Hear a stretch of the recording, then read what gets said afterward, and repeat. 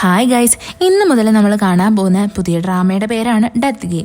ഇതിനെപ്പറ്റി എല്ലാവരും കേട്ടിട്ടുണ്ടായിരിക്കും. ഇതിന്റെ വൺ ലൈനർ എന്താണെന്ന് വെച്ച് കഴിഞ്ഞാൽ, നമ്മളുടെ നായകനാണെങ്കിൽ ജീവിതം എടുത്തിട്ട് സൂയിസൈഡ് ചെയ്യുവാണ്. അവൻ പിന്നീട് എത്തുന്നത് ഹെല്ലിലായിട്ടാ. അവിടെ എത്തുന്നതും അവനൊരു പണിഷ്മെന്റ് കിട്ടും. അതായത് അവന്റെ ജീവിതം സ്വന്തമായിട്ട് ഇല്ലാതാക്കിയതുകൊണ്ട് തന്നെ 12 പേരുടെ ജീവിതം അവൻ ജീവിക്കണോ എന്ന്. അതായത് ഈ 12 പേരും മരിക്കാൻ പോകുന്ന സിറ്റുവേഷനിലാണ് ഉള്ളത്. ഇവിടെ അവൻ ആരുടെ ദേഹത്താണോ ജീവനോടെ ഇരിക്കുന്നത്, അവൻ അവരുടെ ലൈഫിൽ തുടർന്ന് ജീവിക്കാൻ പറ്റും. ഇതാണ് സംഭവം. ഇതിവനെ കൊണ്ട് ആരാണ് ചെയ്യിപ്പിക്കുന്നത്, എന്തിനാണ് ചെയ്യിപ്പിക്കുന്നത്, അതൊക്കെ നമുക്ക് ഈ സീരീസ് കണ്ടാൽ മാത്രമേ മനസ്സിലാവൂ. മിസ്റ്ററിയും ത്രില്ലറും ഫാന്റസിയും എല്ലാം കൂടി ചേർന്ന് ഒരു കിടിലൻ ഡ്രാമയാണ് കേട്ടോ ഇത്. ഇതിന്റെ ഗ്രാഫിക്സ് എന്ന് വെച്ചാൽ ഭയങ്കരമാണ്. ഈ സീരീസ് നിർമ്മിക്കുന്നതിന്റെ പകുതി ക്യാഷ് ഇവർ യൂസ് ചെയ്തിരിക്കുന്നത് ഇതിന്റെ ഗ്രാഫിക്സിന് വേണ്ടിയിട്ടാ. അപ്പൊ പിന്നെ അതൊന്ന് കണ്ടു നോക്കിയാലോ. എപ്പിസോഡ് തുടങ്ങുന്ന തന്നെ നമ്മളുടെ ഈ സീരീസിന്റെ നായകനായിട്ടുള്ള ഈജനെ കാണിച്ചുകൊണ്ടാണ്. അവനാണെങ്കിൽ ഇപ്പോൾ ഒരു ഹെല്ലിലായിരുന്നു ഉണ്ടായിരുന്നേ. അവനിവിടെ എന്താ നടക്കുന്നതെന്ന് അറിയത്തില്ല. പെട്ടെന്ന് തന്നെ അവിടെയായിട്ടൊരു ലേഡി വരും. ഇവരാണ് ഡെത്ത്. ഇവര് വന്നിട്ട് നമ്മളുടെ ഈജ എടുത്ത് സംസാരിക്കാൻ വേണ്ടിയിട്ട് ഒരുങ്ങും. അവൻ ചോദിക്കും, ഞാനിവിടെ എന്തെടുക്കുക, ഞാനൊരു തെറ്റും ചെയ്തിട്ടില്ലല്ലോ എന്ന്. അവിടെ ഡെത്ത് പറയുന്നുണ്ട്, നീ ഒരു തെറ്റ് ചെയ്തു.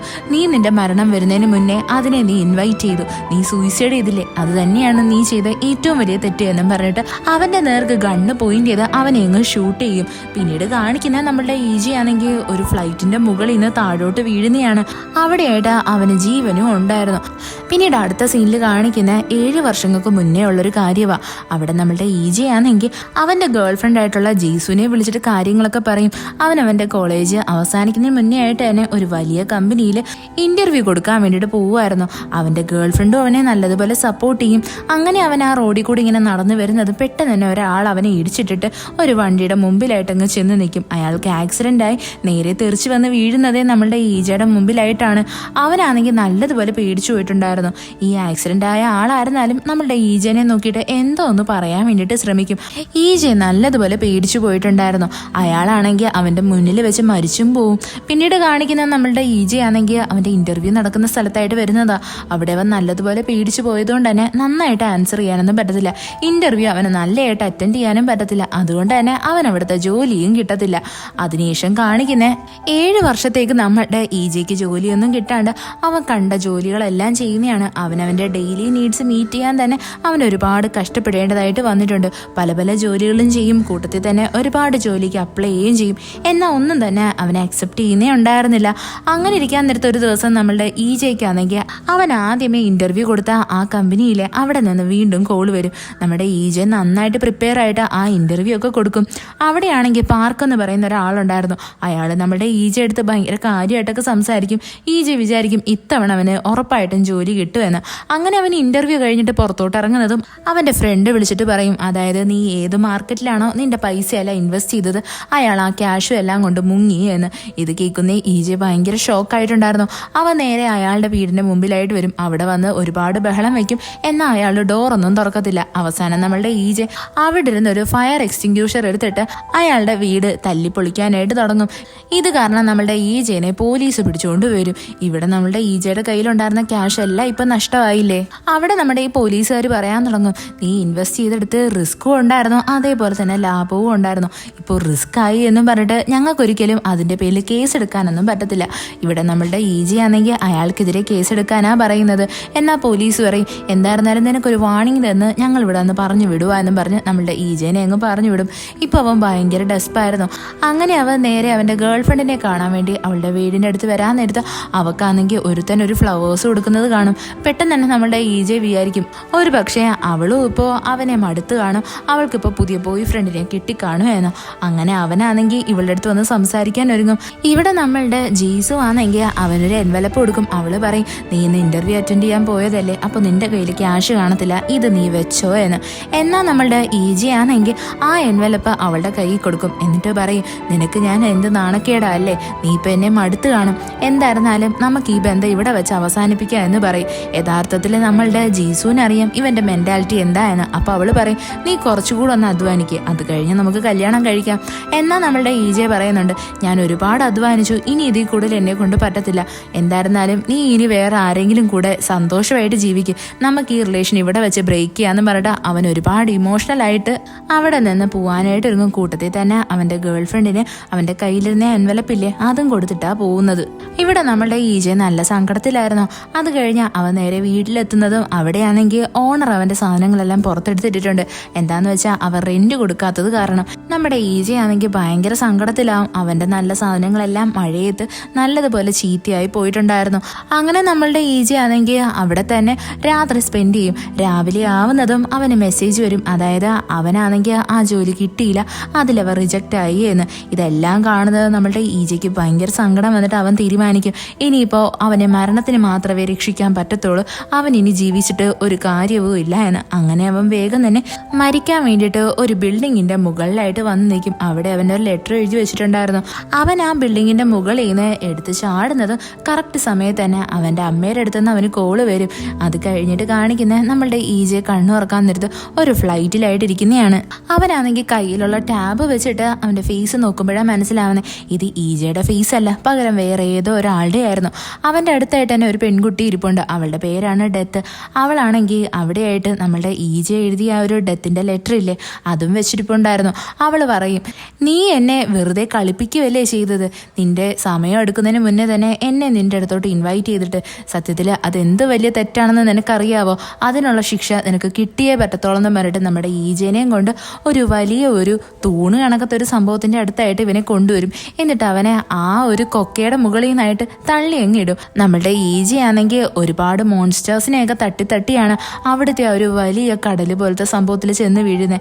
അതിനകത്തും ഒരുപാട് മോൺസ്റ്റേഴ്സ് ഉണ്ടായിരുന്നു. പെട്ടെന്ന് തന്നെ നമ്മളുടെ ഈജി ആണെങ്കിൽ ബോധം വന്നിട്ട് കണ്ണു തുറന്ന് നോക്കുമ്പോൾ അവൻ ഇപ്പോഴും ആ പ്ലെയിനിൽ വേറെ ഏതോ ഒരാളുടെ ബോഡിയിലായിട്ട് തന്നെയായിരുന്നു. ഇവിടെയായിട്ട് നമ്മളുടെ ഡെത്ത് പറയും, നീ യഥാർത്ഥത്തിൽ എല്ലാവർക്കും ഒരു തവണ വരുന്ന ആ ഒരു മരണത്തിനെ നീ അങ്ങോട്ടേക്ക് വിളിച്ചു വരുത്തിയല്ലേ ചെയ്തത്, ഇനിയിപ്പോൾ നീ 12 തവണ മരിക്കണം, എന്നാൽ മാത്രമേ നിനക്ക് അതിൻ്റെ ആ ഒരു സുഖം മനസ്സിലാവത്തുള്ളൂ. നീ വിചാരിച്ചു വെച്ചിരിക്കുന്നത് മരണമാണ് എല്ലാത്തിൻ്റെയും അവസാനം എന്നാണോ?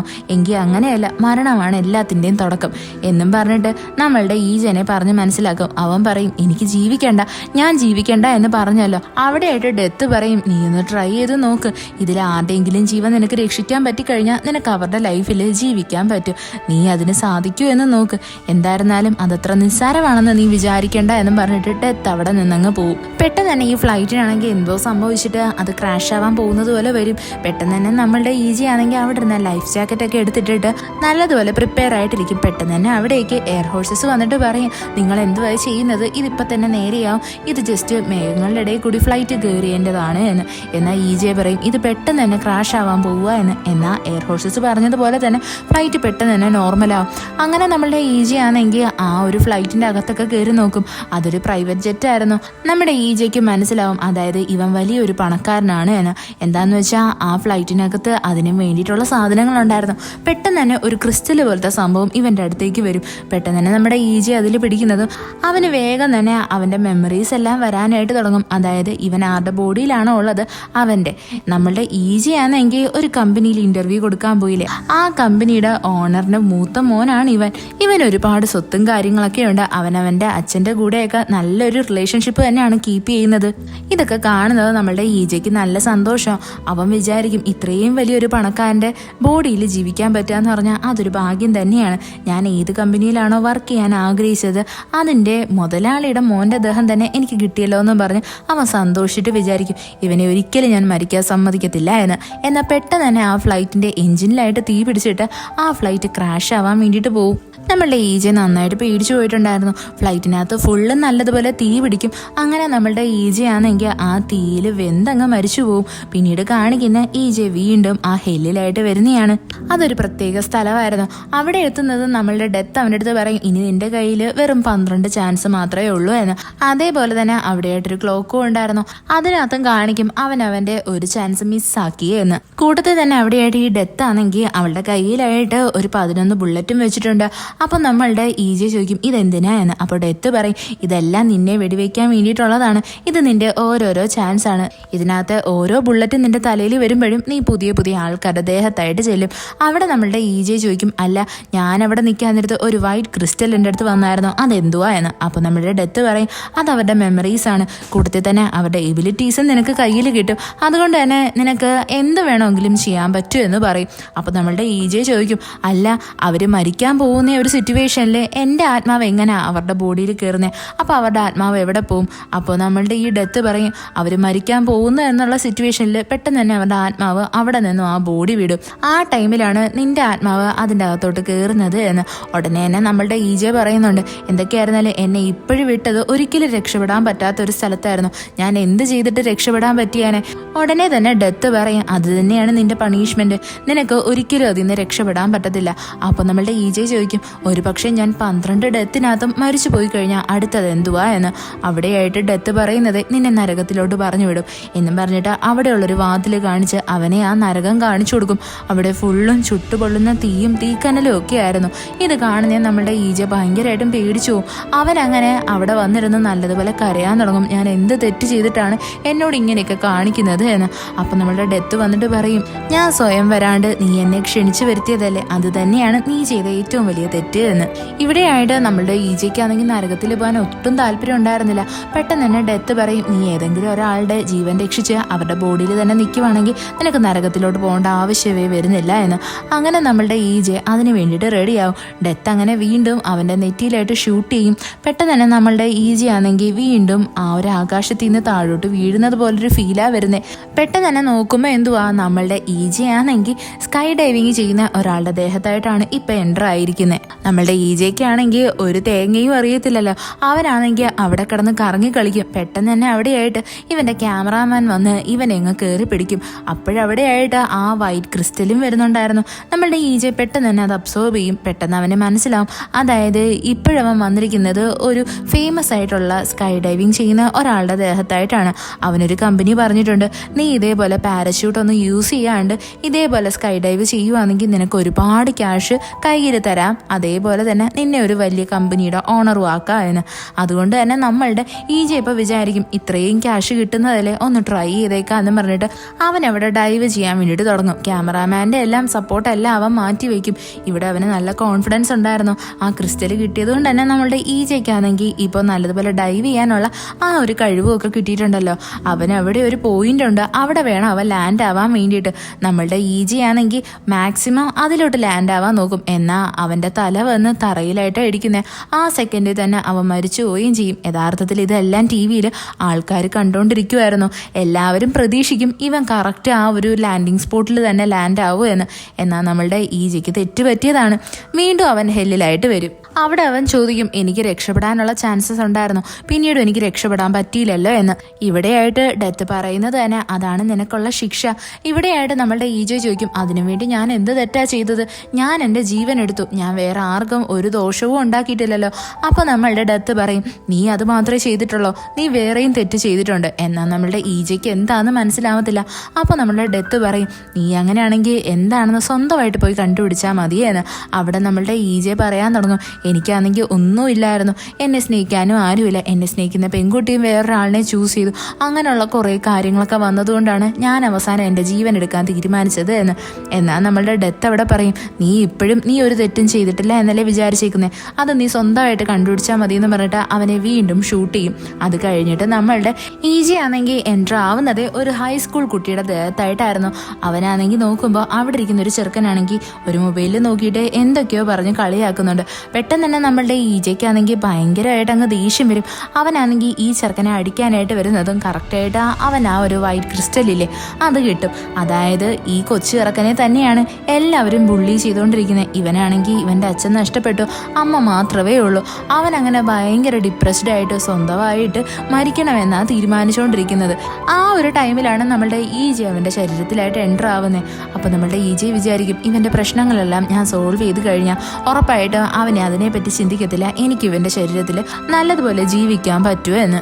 അങ്ങനെ അടുത്ത തവണ നമ്മളുടെ EJനെ, അതായത് ഈ കൊച്ചു ചെറുക്കനെ ആ ചെറുക്കന്മാർ ബുള്ളി ചെയ്യാനായിട്ട് വരുന്നത് അവൻ ഇവന്മാർക്കിട്ട് നല്ലതുപോലെ അടി കൊടുക്കും. അവൻ ഇവന്മാരെ അടിച്ച് ശരിയാക്കും.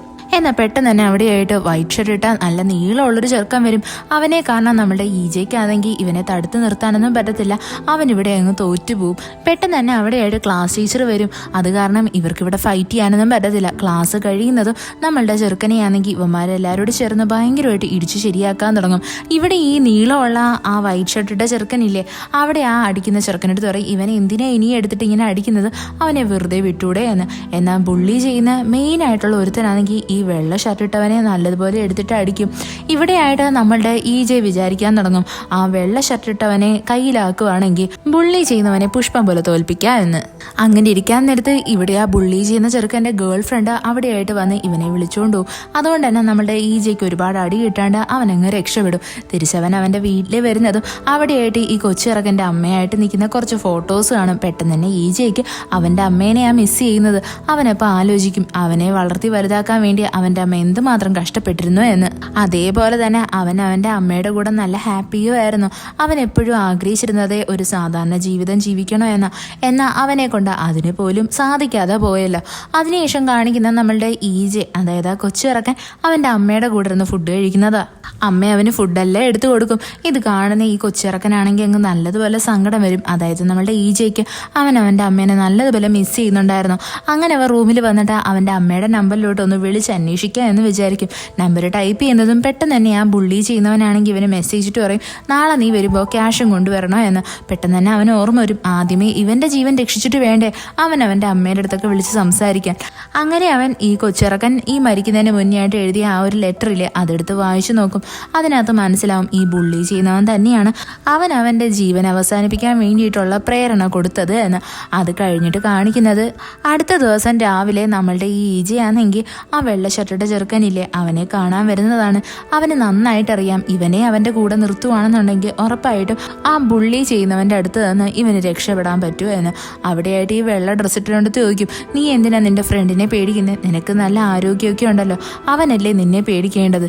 എന്നാൽ ഇവിടെയായിട്ട് ആ വെള്ള ഷർട്ടിട്ടവനാണെങ്കിൽ കാര്യം പറയും, അതായത് അവൻ ഇവനെ ഭയങ്കര പേടിയാണ്, അവൻ എന്തെങ്കിലുമൊക്കെ ചെയ്ത് കളയുമെന്ന്. അതേസമയം തന്നെ വാഷ്റൂമിലായിട്ട് ആ ബുള്ളി ചെയ്യുന്നവനും കയറി വരും. ഇവനെ കാണുന്നതും പെട്ടെന്ന് തന്നെ ആ വൈറ്റ് ഷർട്ടിട്ടവൻ അങ്ങ് പേടിച്ചു പോവും. അവൻ്റെ ചെവുക്കുറ്റിക്ക് ഒരു അടിയും കൊടുത്തിട്ട് അവനെ അവിടെ നിന്ന് വിളിച്ചോണ്ട് അങ്ങ് പോവും. നമ്മളുടെ EJ ആണെങ്കിൽ ആ വൈറ്റ് ഷർട്ടിട്ടവനെ ആണെങ്കിൽ പിടിച്ചെറുത്തിയിട്ട് ചോദിക്കും, അല്ല നീ എന്തിനാ അവനെ ഇങ്ങനെ പേടിക്കുന്നേ? അപ്പോൾ അവൻ പറയാൻ തുടങ്ങും, ഇവൻ ഇവിടെ മാത്രമല്ല പുറത്ത് ഒരുപാട് കമ്പനിയുണ്ട്, അവരെല്ലാം വലിയ വലിയ ഗുണ്ടകളാണ്, അവൻ ഇവരിലൊരു ഗ്യാങ് ആണ്. അതുകൊണ്ട് തന്നെ ഞാൻ ഇവനെ എതിർത്ത് കഴിഞ്ഞാൽ അവരെല്ലാവരോടും ചേർന്ന് എന്നെ ശരിയാക്കും, എന്നെ അടിച്ച് നേരെയാക്കും. അത് പേടിച്ചിട്ടാണ് ഞാൻ ഇവൻ്റെ കൂടെ നിൽക്കുന്നത് എന്ന്. അവിടെയായിട്ട് നമ്മളുടെ EJ ആണെങ്കിൽ പറയാൻ തുടങ്ങും, നീ വേറൊന്നും ചെയ്യണ്ട, ഞാൻ പറയുന്നത് പോലെ മാത്രം ചെയ്താൽ മതി എന്ന്. അങ്ങനെ നമ്മളുടെ EJ ആണെങ്കിൽ ക്യാൻറ്റീനിലിരുന്ന് ഫുഡ് കഴിച്ചുകൊണ്ടിരിക്കുന്നത് ഈ ചെറുക്കനാണെങ്കിൽ അവിടെ വന്നിട്ട് നമ്മളുടെ EJയുടെ മുഖം ആണെങ്കിൽ ആ ഫുഡിനകത്തോട്ട് എടുത്തങ്ങ് മുക്കും. പെട്ടെന്ന് തന്നെ അവിടെയായിട്ട് നമ്മളുടെ EJ എഴുന്നേറ്റ് നിന്ന് ഈ ബുള്ളി ചെയ്യുന്നവനില്ലേ അവൻ്റെ തലയിൽ കൂടെ ആ ഫുഡ് എടുത്തങ്ങ് ഒഴിക്കും. എന്നാൽ ഇത് കാണുന്നതും അവന് നല്ല ദേഷ്യം വന്നിട്ടുണ്ടായിരുന്നു. എങ്കിലും നമ്മളുടെ EJനെ പിടിക്കാനായിട്ടോ അവനെ തടയാനായിട്ടോ ആ വൈറ്റ് ഷർട്ടിട്ട ചെറുക്കനില്ലേ അവൻ വരത്തതൊന്നുമില്ല, അവൻ മൈൻഡ് ആക്കാണ്ട് അവിടെ ഇരിക്കും. ഇത് കാണുന്നേയും ആ സ്കൂളിലുള്ള കുട്ടികളെല്ലാം ഭയങ്കരമായിട്ട് ചിരിക്കാൻ തുടങ്ങും. ഇത് കണ്ടിട്ട് ഈ ബുള്ളി ചെയ്യുന്നവന് നല്ല നാണക്കേടായിട്ടുണ്ടായിരുന്നു. അവൻ വേഗം തന്നെ അവൻ്റെ കൂടെയുള്ള ആ കൂട്ടുകാരായിട്ടുള്ള ആ ഗുണ്ടകളില്ലേ അവരുടെ അടുത്ത് കാര്യം പറയും. ഇവിടെയായിട്ട് ആ വൈറ്റ് ഷർട്ട് ഇട്ടവനാണെങ്കിൽ നമ്മളുടെ EJ അടുത്ത് വന്നിട്ട് സംസാരിക്കും. എന്നിട്ട് പറയും, നിന്നെ കാരണം അവന്മാർ എന്നെ വല്ലതും ചെയ്താൽ നിന്നെ ഞാൻ വെച്ചേക്കത്തില്ല എന്ന്. EJ എന്നാൽ അവൻ്റെ അടുത്ത് പറയുന്നത് തന്നെ, നീ വിഷമിക്കേണ്ട, എല്ലാം ശരിയാവും എന്നാണ്. ഈ ബുള്ളി ചെയ്യുന്നവനാണെങ്കിൽ അവൻ്റെ കൂടെയുള്ള ആ ഗുണ്ടകളെല്ലാം വിളിച്ചുകൊണ്ട് ക്ലാസ് റൂമിലായിട്ട് വരും. എന്നാൽ വന്ന് നോക്കുന്നത് നമ്മളുടെ EJയുടെ ആ ഒരു സൈസ് കാണുന്നത് അവന്മാർ ഈ ബുള്ളി ചെയ്യുന്നവൻ്റെ അടുത്ത് ചോദിക്കും, ഇത്രയും കൊച്ചു ചെറുക്കനെ അടിക്കാൻ വേണ്ടിയിട്ടാണോ നീ ഞങ്ങളെ എല്ലാവരും ഇവിടോട്ട് വിളിച്ചുകൊണ്ട് വന്നത്? നിന്നെ പോലെ ഒരു പേടിത്തൊണ്ടനെ ഞങ്ങൾക്ക് ഞങ്ങളുടെ ടീമിൽ വേണ്ട എന്നും പറഞ്ഞിട്ട് അവന്മാർ ഈ ബുള്ളി ചെയ്യുന്നവനെ അവൻ്റെ ടീമിൽ നിന്നങ്ങ് ഒഴിവാക്കും. എന്നിട്ട് അവന്മാർ അവിടെ നിന്നങ്ങ് പോവും. EJ ആണെങ്കിൽ ഈ ബുള്ളി ചെയ്യുന്നവനില്ലേ അവൻ്റെ മുമ്പിലായിട്ട് വന്ന് നിന്ന് അവനെ കളിയാക്കാൻ തുടങ്ങും. ബുള്ളി ചെയ്യുന്നവൻ ഇവനെ അടിക്കാനായിട്ട് വരുന്നത് നമ്മുടെ വൈറ്റ് ഷർട്ട് ഇട്ടവനാണെങ്കിൽ EJയുടെ കൂടെ നിന്നിട്ട് അവനെ നല്ലതുപോലെ സപ്പോർട്ട് ചെയ്യും. ഇപ്പോൾ നമ്മളുടെ EJനെ ബുള്ളി ചെയ്യാനോ ശല്യം ചെയ്യാനോ ആരും തന്നെ ഇപ്പോൾ സ്കൂളിലുണ്ടായിരുന്നില്ല. ഇവിടെ ആ ബുള്ളി ചെയ്യുന്നവൻ്റെ അവസ്ഥയും ഭയങ്കര മോശമായിട്ടുണ്ടായിരുന്നു. അവനെ എല്ലാവരും ഇപ്പോൾ അങ്ങോട്ടും ഇങ്ങോട്ടും ഇട്ട് തട്ടുക ചെയ്യുന്നത്. അവൻ്റെ ഗേൾ ഫ്രണ്ട് ആയിരുന്നാലും വേറൊരു ചെറുക്കനെ ചൂസ് ചെയ്തു. അതുകൊണ്ട് തന്നെ അവനിപ്പോൾ സ്കൂളിൽ വരാനേ തോന്നുന്നുണ്ടായിരുന്നില്ല. ഒരു ദിവസം നമ്മളുടെ EJ ആണെങ്കിൽ പാർക്കിലായിട്ട് വന്നിരിക്കുന്നതും ഈ ബുള്ളി ചെയ്യുന്നവൻ അവൻ്റെ അടുത്ത് വന്ന് സംസാരിക്കും. അപ്പോൾ നമ്മളുടെ EJ പറയും, നീ എൻ്റെ അടുത്ത് ഇത്രയും ടോർച്ചറിങ് ചെയ്തതുകൊണ്ടല്ലേ ഞാൻ നിന്നോട് ഇങ്ങനെയൊക്കെ കാണിച്ചത്, അല്ലാന്നുണ്ടെങ്കിൽ ഞാൻ നിന്നെ വെറുതെ വിട്ടാനെ എന്നൊക്കെ നമ്മളുടെ EJ പറഞ്ഞു അവിടെ നിന്ന് ഹെഡ്സെറ്റും വെച്ച് നടന്നങ്ങ് പോവും. എന്നാൽ വഴി കൂടി നടക്കുന്നത് ഒരു വണ്ടി ഇവനെ ഇടിക്കാൻ വേണ്ടിയിട്ട് വരും. അവൻ വിചാരിക്കും അവൻ ഇപ്പോൾ മരിച്ചു പോകുമെന്ന്. എന്നാൽ ആ ഡ്രൈവർ ആണെങ്കിൽ കറക്റ്റ് സമയത്ത് തന്നെ ബ്രേക്ക് പിടിക്കുന്നുണ്ട്, അവൻ അവിടെ രക്ഷപ്പെടും. എന്നാൽ അവിടെയാണെങ്കിൽ പുറകിൽ നിന്ന് നമ്മളുടെ ആ ബുള്ളി ചെയ്യുന്നവനില്ലേ അവനൊരു കല്ലുമായിട്ട് വന്നിട്ട് വന്നിട്ട് നമ്മളുടെ ഈജയുടെ തലയ്ക്കിട്ട് ഒരു അടി കൊടുത്ത് അവന്റെ തലയിൽ അടിച്ചടിച്ച് അവനെ അങ്ങ് കൊന്നു കളയും. നമ്മളുടെ ഈജ ആണെങ്കിൽ വീണ്ടും ആ ഹെല്ലിലായിട്ട് വരും. അവൻ അവിടെ ചോദിക്കും, അല്ല നിങ്ങളുടെ ഈ ഒരു ഗെയിം എനിക്ക് ഇഷ്ടപ്പെടുന്നതേ ഇല്ല, നിങ്ങൾ ഇവിടെ എന്തോ ചെയ്തിട്ടുണ്ട്. ഞാനാണെങ്കിൽ അവൻ മരിക്കുന്നതെന്ന് നന്നായിട്ട് തടഞ്ഞതല്ലേ, അവന്റെ ആ ഒരു ഫെയ്റ്റിനെ ഞാൻ ചേഞ്ച് ആക്കിയതാ, എന്നിട്ട് ഞാൻ മരിച്ചു. അതിന്റെ അർത്ഥം നിങ്ങൾ ഇതിനകത്ത് ചീറ്റിംഗ് ചെയ്യുന്നു എന്നല്ലേ? നിങ്ങൾ അവിടെ വന്നിട്ട് എന്തൊക്കെയോ ചേഞ്ച് ആക്കുന്നുണ്ട്. അവിടെയായിട്ട് നമ്മളുടെ ഡെത്ത് ആണെങ്കിൽ പെട്ടെന്ന് തന്നെ ഇവനെ വലിച്ചങ്ങ് എറിയും. എന്നിട്ട് അവന്റെ മുഖത്തായിട്ട് കാല് വെച്ചിട്ട് വന്നിരുന്ന് പറയാൻ തുടങ്ങും, ഞാൻ ഒരിക്കലും നിന്റെ ഫെയ്റ്റിൽ കൈകടത്താൻ നോക്കിയിട്ടേ ഇല്ല, അതെല്ലാം നിന്റെ വിധി മാത്രമാണ്. നീ എപ്പോഴെങ്കിലും ആരുടെയെങ്കിലും ജീവൻ എടുക്കാൻ വേണ്ടിയിട്ട് നോക്കിയാൽ മാത്രമേ ഞാൻ അതിൽ വന്നിട്ട് തടയത്തുള്ളൂ, അല്ലാണ്ട് ഞാൻ ഒന്നും തന്നെ ചെയ്യാൻ വരത്തില്ല എന്നും പറഞ്ഞിട്ട് ഡെത്ത് ആണെങ്കിൽ അവൻ്റെ അടുത്ത് കാര്യങ്ങൾ പറയും. പെട്ടെന്ന് തന്നെ നമ്മളുടെ ഈജെ ചോദിക്കുന്നത്, എനിക്ക് ഇനിയിപ്പോൾ ഏതെങ്കിലും നല്ലൊരാളുടെ ബോഡി വേണം, അതായത് പെട്ടെന്നൊന്നും മരിക്കാതെ നല്ല സ്ട്രോങ് ആയിട്ടുള്ള ഒരാൾ. ഇവിടെയായിട്ട് നമ്മുടെ ഡെത്ത് പറയും, നിന്നെ ഞാൻ അങ്ങനെ എളുപ്പത്തിൽ ജയിക്കാനും സമ്മതിക്കത്തില്ല, അത് നീ ആലോചിച്ചോണോ എന്നും പറഞ്ഞിട്ട് ഇവനെ വീണ്ടും ഷൂട്ട് ചെയ്ത് ഭൂമിയിലോട്ട് പറഞ്ഞു വിടും. ഇവനിപ്പോൾ ഉള്ളത് തന്നെ ഏതോ ഒരു ഗ്യാങ്സ്റ്ററിന്റെ ദേഹത്തായിട്ടായിരുന്നു. അവിടെയായിട്ട് ഒരുപാട് പേര് ഇവനെ കെട്ടിവെച്ചിട്ട് ചോദിക്കുന്നുണ്ട് ആ പെങ്കൊച്ച് എവിടെയാ എന്ന്. എന്നാൽ നമ്മളുടെ ഈജയ്ക്ക് ഒന്നും മനസ്സിലാവുന്നുണ്ടായിരുന്നില്ല. അവിടെയുള്ള ആൾക്കാരാണെങ്കിൽ ഡ്രില്ലിംഗ് മെഷീനൊക്കെ എടുത്തിട്ട് ഇവന്റെ കണ്ണ് കുത്തി പൊട്ടിക്കാനായിട്ട് ഒരുങ്ങും. പെട്ടെന്ന് തന്നെ നമ്മളുടെ ഈജെ പറയും, വെയിറ്റ് നിങ്ങൾ എനിക്ക് കുറച്ച് സമയം എന്താ, ഞാനൊന്ന് ആലോചിക്കട്ടെ എന്ന്. അവിടെയായിട്ട് ആ വൈറ്റ് ക്രിസ്റ്റലും വരുന്നുണ്ടായിരുന്നു. പെട്ടെന്ന് തന്നെ അത് കിട്ടുന്നതും അവന് മനസ്സിലാവും, അതായത് ഇവൻ വലിയൊരു ഗ്യാങ്സ്റ്ററാണ്, ഇവന് എല്ലാവരും കൊടുക്കുന്ന ജോലികളൊക്കെ ചെയ്യും, പൈസയ്ക്ക് വേണ്ടിയിട്ട് അവൻ എന്തും ചെയ്യാൻ റെഡിയാ എന്ന്. ഇവിടെ നമ്മളുടെ ഈ ഈജയാണെങ്കിൽ ആ ബോസിന്റെ കയ്യിൽ നിന്ന് ഒരുപാട് പണവും തട്ടിയെടുത്തു. കൂട്ടത്തിൽ തന്നെ അയാളുടെ സീക്രട്ട് എല്ലാം സൂക്ഷിക്കുന്ന ഒരു പെങ്കൊച്ചിനെ വളച്ചിട്ട് അവളുമായിട്ടാണ് മുങ്ങിയിരിക്കുന്നത്. ഇപ്പം അവർ അന്വേഷിക്കുന്നത് തന്നെ ആ പെണ്ണിനെയാണ്. അവൾക്ക് ഒരുപാട് കാര്യങ്ങളൊക്കെ അറിയാം, പോരാത്തതിന് ആ ക്യാഷും വേണം. ഇവിടെയായിട്ട് നമ്മളുടെ ഈജയ്ക്ക് നല്ലതുപോലെ ഫൈറ്റിംഗ് സ്കില്ലൊക്കെ ഉള്ളതുകൊണ്ട് തന്നെ അവൻ എങ്ങനെയൊക്കെയോ അവരെയൊക്കെ അടിച്ച് ശരിയാക്കി അവിടെ നിന്ന് എസ്കേപ്പ് ആവാനായിട്ട് തുടങ്ങും. അവൻ വിചാരിക്കും ഇവിടെ നിന്ന് കഴിഞ്ഞാൽ ഇവന്മാരെന്നെ കൊന്നു കളയോ എന്ന്. അങ്ങനെ നമ്മളുടെ ഈജെ വണ്ടിയും എടുത്ത് അവിടെ നിന്ന് പോകാനായിട്ടിറങ്ങും. എന്നാൽ ഇവനെ ട്രാക്ക് ചെയ്യാൻ വേണ്ടിയിട്ട് ഒരുപാട് ആൾക്കാരുണ്ടായിരുന്നു. അവരെല്ലാവരും നമ്മളുടെ ഈജയുടെ മൊബൈൽ ഫോൺ വെച്ചിട്ടാണ് അവനെ ട്രാക്ക് ചെയ്തുകൊണ്ടിരിക്കുന്നത്. ഇവിടെ അവൻ അവിടെ നിന്ന് രക്ഷപ്പെടാൻ വേണ്ടിയിട്ട് മാക്സിമം ട്രൈ ചെയ്യും. എന്നാൽ അവനെ ഫോളോ ചെയ്ത് വരാൻ വേണ്ടിയിട്ട് ഒരുപാട് ഗുണ്ടകളും ഉണ്ടായിരുന്നു, ഒരുപാട് വണ്ടികളും ഉണ്ട്. എന്നാൽ ഇവൻ ഒരുപാട് തന്ത്രങ്ങളൊക്കെ യൂസ് ചെയ്തിട്ട് ആ കാറുകളെല്ലാം ആക്സിഡൻ്റ് ആക്കി ഒരുപാട് ആൾക്കാരെയൊക്കെ കൊന്നും കളയും. എപ്പിസോഡ് തുടങ്ങുന്ന തന്നെ ആ ഗ്യാങ്സ്റ്ററിൻ്റെ ദേഹത്ത് കയറിയിട്ടുള്ള നമ്മളുടെ ഈജെ ഇല്ലേ, അവനാണെങ്കിൽ രക്ഷപ്പെടുന്നത് കാണിച്ചുകൊണ്ടാണ്. അവനിപ്പോൾ നേരെ വരുന്നത് തന്നെ അവൻ തട്ടിക്കൊണ്ട് ആ പെൺകുട്ടിയില്ലേ അവളെയും കൊണ്ട് ആ ക്യാഷുമായിട്ട് കടന്നു കളയാൻ വേണ്ടിയിട്ടാണ് നോക്കുന്നത്. എന്നാൽ കുറേ പേര് അവനെ നല്ലതുപോലെ ഫോളോ ചെയ്യുന്നുണ്ടായിരുന്നു. അവസാനം നമ്മളുടെ ഈജി ആണെങ്കിൽ ഒരു മാർഗ്ഗം ഇല്ലാണ്ട് ഒരു ഷോപ്പിംഗ് മോളിലായിട്ട് കയറും. എന്നാൽ അവിടെ യുവമാരെത്തും. ഇവിടെ നമ്മളുടെ ഈജയ്ക്ക് ഒരു മാർഗ്ഗവും ഇല്ലാണ്ട് അവസാനം ടെറസിന്റെ മുകളിൽ നിന്ന് അവൻ ആ ബൈക്കുമായിട്ട് അടുത്ത ബിൽഡിങ്ങിലോട്ട് എടുത്തങ്ങ് ചാടും. അവൻ അവിടുത്തെ ഒരു സ്വിമ്മിംഗ് പൂളിൽ വന്ന് വീഴുന്നത് കൊണ്ട് തന്നെ ഈജ എങ്ങനെയൊക്കെയോ രക്ഷപ്പെടും. അവന്റെ ഫോണും ആ വെള്ളത്തിൽ വീണ് നശിച്ചു പോയിട്ടുണ്ടായിരുന്നു. അതുകൊണ്ട് ഈ ഗ്യാങ്സ്റ്റർ ആയിട്ടുള്ള ആൾക്കാർക്ക് നമ്മളുടെ ഈജയെ വീണ്ടും ട്രാക്ക് ചെയ്യാൻ പറ്റത്തില്ല. നമ്മുടെ ഈജ വേഗം തന്നെ ഒരു പാലത്തിന്റെ അടുത്തായിട്ട് വരും. അവിടെയായിരുന്നു ആ പെൺകുട്ടി ഇവന് വേണ്ടി വെയിറ്റ് ചെയ്ത് നിൽക്കുന്നത്. അവൾ ഇവനെ കാണുന്നതും വന്ന് കെട്ടിപ്പിടിക്കും. എന്നിട്ട് ചോദിക്കും, നീ ആ ക്യാഷിനെ എവിടെയാ ഹൈഡ് ചെയ്ത് വെച്ചേക്കുന്നേ എന്ന്. ഈജ ആണെങ്കിൽ അവിടെയുള്ളൊരു ബോട്ട് ചൂണ്ടിക്കാണിച്ചിട്ട് പറയും അതിനകത്താ എന്ന്. എന്നാൽ ഈ പെണ്ണ് അത് കേൾക്കുന്നത് നമ്മളുടെ ഈജനെ ആ സെക്കൻഡിൽ തന്നെ ഷൂട്ട് ചെയ്തങ്ങ് കൊന്നു കളയും. ഈജ ഇത് ഒട്ടും പ്രതീക്ഷിച്ചിട്ടുണ്ടായിരുന്നില്ല. അവൻ വീണ്ടും ഹെല്ലിലായിട്ട് വരും. അവിടെ ഡെത്തിന്റെ അടുത്ത് അവൻ ചോദിക്കുന്നതിന് ആ പെണ്ണ് എന്തിനാണ് എന്നെ കൊന്നത് എന്ന്. അപ്പോൾ ഡെത്ത് പറയും, എന്തിനായിരിക്കും, അവൾ ക്യാഷിന് വേണ്ടിയിട്ട് തന്നെയാണ് നിന്നെ കൊന്നു കളഞ്ഞത്. എന്നാൽ ഇവിടെ നമ്മളുടെ ഈജി ആണെങ്കിൽ ആ പെണ്ണിന് പറഞ്ഞു കൊടുത്തില്ലേ ഷിപ്പിലായിട്ട് ക്യാഷ് ഉണ്ട് എന്ന്. യഥാർത്ഥത്തിൽ അവിടെ ഇല്ലായിരുന്നു. ഈജി ഓൾറെഡി ആ ക്യാഷിനെ അവിടെ നിന്ന് മാറ്റി വെച്ചിട്ടുണ്ടായിരുന്നു. ഈജി വിചാരിക്കും എന്തായിരുന്നാലും ആ ക്യാഷ് ഇപ്പോൾ നല്ല സേഫാണ്, ഞാൻ അടുത്ത ജന്മത്തിലോട്ട് പോകുമ്പോൾ ആ സ്ഥലത്ത് പോയിട്ട് ആ ക്യാഷിനെ എടുത്ത് ഞാൻ നല്ല റിച്ച് ആവുക എന്ന്. അങ്ങനെ നമ്മുടെ ഡെത്ത് ആണെങ്കിൽ വീണ്ടും ഈജി എന്നെ ഷൂട്ട് ചെയ്ത് അവനെ അടുത്ത ജന്മത്തിലോട്ട് പറഞ്ഞു വിടും. ഇവിടെ അവനാണെങ്കിൽ എണീക്കുന്നത് ഒരു ജയിലിൻ്റെ അകത്തായിരുന്നു. ഇത് കാണുന്ന നമ്മളുടെ ഈജ ഭയങ്കര ഷോക്കായിപ്പോൾ. അവൻ വിചാരിക്കും എൻ്റെ അടുത്ത് മാത്രം എന്താ ഇങ്ങനെ സംഭവിക്കുന്നേ എന്ന്. പെട്ടെന്ന് തന്നെ ഒരു പോലീസ് ഓഫീസർ വന്ന് ഇവനെ വേറൊരു ജയിലിലായിട്ട് കൊണ്ടുവന്നാക്കും. അവിടെ കുറേ ആൾക്കാരുണ്ടായിരുന്നു. നമ്മളുടെ ഈജ ആണെങ്കിൽ അവിടെ നിൽക്കുന്ന ഒരുത്തൻ്റെ അടുത്ത് വന്നിട്ട് ചോദിക്കും, അല്ല ഞാൻ എന്നാ റിലീസ് ആവുന്നേ എന്ന്. ഇവ റിലീസ് ആവാൻ വേണ്ടിയിട്ട് 4 ദിവസമേ ഉണ്ടായിരുന്നുള്ളൂ. ആ ചെറുക്കൻ നമ്മളുടെ ഈജ അടുത്ത് ഭയങ്കര കാര്യമായിട്ട് സംസാരിക്കും. എന്നിട്ട് പറയും, നീ നിന്റെ ദേഷ്യമൊക്കെ ഒന്ന് കൺട്രോൾ ചെയ്യണം, നിന്നെ അല്ലെങ്കിൽ ആ സീരിയൽ കില്ലർ കൊല്ലാനുള്ള ചാൻസസ് ഉണ്ട് എന്ന്. ഇതൊക്കെ കേൾക്കുന്നേ നമ്മുടെ ഈജയ്ക്കൊന്നും മനസ്സിലാവത്തില്ല. പെട്ടെന്ന് തന്നെ അവിടെയായിട്ട് ആ സീരിയൽ കില്ലർ ചെറുക്കൻ വരും. അത് വേറെ ആരുമല്ല, നമ്മളുടെ ഈജ നേരത്തെ ഒരു കൊച്ചിനെ നിന്റെ ദേഹത്തായിട്ട് കീറിയിരുന്നില്ലേ, അവനെ കൊന്ന ഒരു സ്കൂൾ കുട്ടി ഉണ്ടായിരുന്നല്ലോ ബുള്ളി ചെയ്യുന്നത്, അവൻ തന്നെയാണ് ഇവിടുത്തെ സീരിയൽ കില്ലർ. അവൻ ആ ചെറുക്കനെ കൊന്നതിന്റെ പേരിൽ ഇപ്പൊ ജയിലിൽ കിടക്കുന്നത്. അവൻ എല്ലാവരും പറഞ്ഞു വെച്ചേക്കുന്നേ അവനാണെങ്കിൽ ഒരു സൈക്കോ കില്ലറാണ് എന്ന്. അതുകൊണ്ട് തന്നെ എല്ലാവർക്കും അവനെ പേടിയാ. എന്നാൽ ഇവനെ കാണുന്നേ നമ്മുടെ ഈജയ്ക്ക് ഭയങ്കര ദേഷ്യം വന്നിട്ട് അവനാണെങ്കിൽ ആ ബുള്ളി ചെയ്യുന്ന ചെറുക്കനെ എടുത്തിട്ട് അടിക്കാൻ തുടങ്ങും. പെട്ടെന്ന് തന്നെ നമ്മളുടെ ഈജയ്ക്കാണെങ്കിൽ ആ സ്റ്റോൺ കിട്ടും. അപ്പൊ അവന് എല്ലാ കാര്യങ്ങളും മനസ്സിലാവും. അതായത് ഇവന്റെ പേര് തേസങ് എന്നാണ്, ഇവനാണെങ്കിൽ വലിയൊരു ബോക്സറാ എന്ന്. എന്നാൽ ഇവന് നല്ല ഫിനാൻഷ്യൽ ഇഷ്യൂസ് ഉണ്ടായിരുന്നു. അതുകൊണ്ട് തന്നെ ഇവനെ ഒരാൾ വന്ന് അപ്രോച്ച് ചെയ്യും. അതായത് ഒരു കേസ് നീ ഏറ്റെടുക്കുവാണ് എന്നുണ്ടെങ്കിൽ ഉറപ്പായിട്ട് നിനക്ക് ഒരുപാട് ക്യാഷ് തരാ എന്ന്. ഇത് കേട്ടിട്ട് നമ്മളുടെ ഈ തേസങ് ആണെങ്കിൽ അതങ്ങ് അക്സെപ്റ്റ് ചെയ്ത് കൊടുക്കും. അവനങ്ങനെ പോലീസ് സ്റ്റേഷനിൽ വന്ന് മൊഴി കൊടുക്കും. അതായത് അവനാണ് ഈ കുറ്റം ചെയ്തത് എന്ന്. എന്നാൽ ഇവിടെയായിട്ട് ആ ആക്സിഡന്റ് പറ്റിയ പെങ്കൊച്ചാണെങ്കിൽ അങ്ങ് മരിച്ചു പോകും. അതുകൊണ്ട് തന്നെ നമ്മളുടെ തേസങ്ങിനാണെങ്കിൽ 2 വർഷത്തെ ശിക്ഷയാ കിട്ടുന്നത്. ഇവിടെ നമ്മളുടെ തേസങ് ആണെങ്കിൽ ഈ കുറ്റം ഏറ്റെടുക്കാന്ന് മാത്രമല്ലേ പറഞ്ഞോളൂ. എന്നാൽ കുറ്റത്തിന്റെ ശിക്ഷ അനുഭവിക്കാന്ന് ആരടുത്തും പറഞ്ഞിട്ടില്ല. അവനെ കാണാൻ വേണ്ടിയിട്ട് ആദ്യമേ അപ്രോച്ച് ചെയ്ത ആള് വരും. അപ്പൊ നമ്മളുടെ തേസങ് പറയും, ഈ ഒരു കുറ്റം ഏറ്റെടുത്തതിന് എനിക്ക് കുറച്ചുകൂടി ക്യാഷ് തരണം, ഇല്ലാന്നുണ്ടെങ്കിൽ ഞാൻ എല്ലാ സത്യം എല്ലായിടത്തും വിളിച്ചു പറയൂ എന്ന്. ഉടനെ എന്നെ അയാൾ പറയും, നീ അങ്ങനെയൊക്കെ ചെയ്തു കഴിഞ്ഞാൽ അതിനൊക്കെ ഞാൻ സമ്മതിക്കുമെന്ന് എനിക്ക് തോന്നുന്നുണ്ടോ? ഞാൻ വേണോന്ന് വെച്ച് കഴിഞ്ഞാൽ നിന്നെ ഇനി ഈ ജയിലിൽ പൂട്ടാനും എന്നെ കൊണ്ട് പറ്റുമെന്നൊക്കെ അയാൾ പറഞ്ഞിട്ട് അവിടെ നിന്നങ്ങ് പോവും. അത് കഴിഞ്ഞിട്ട് കാണിക്കുന്ന നമ്മളുടെ തേസങ്, അതായത് ഈജി ആണെങ്കിൽ ഇപ്പൊ പ്രസന്റ് ടൈമിൽ ഇവിടെ നിൽക്കുന്നതാ.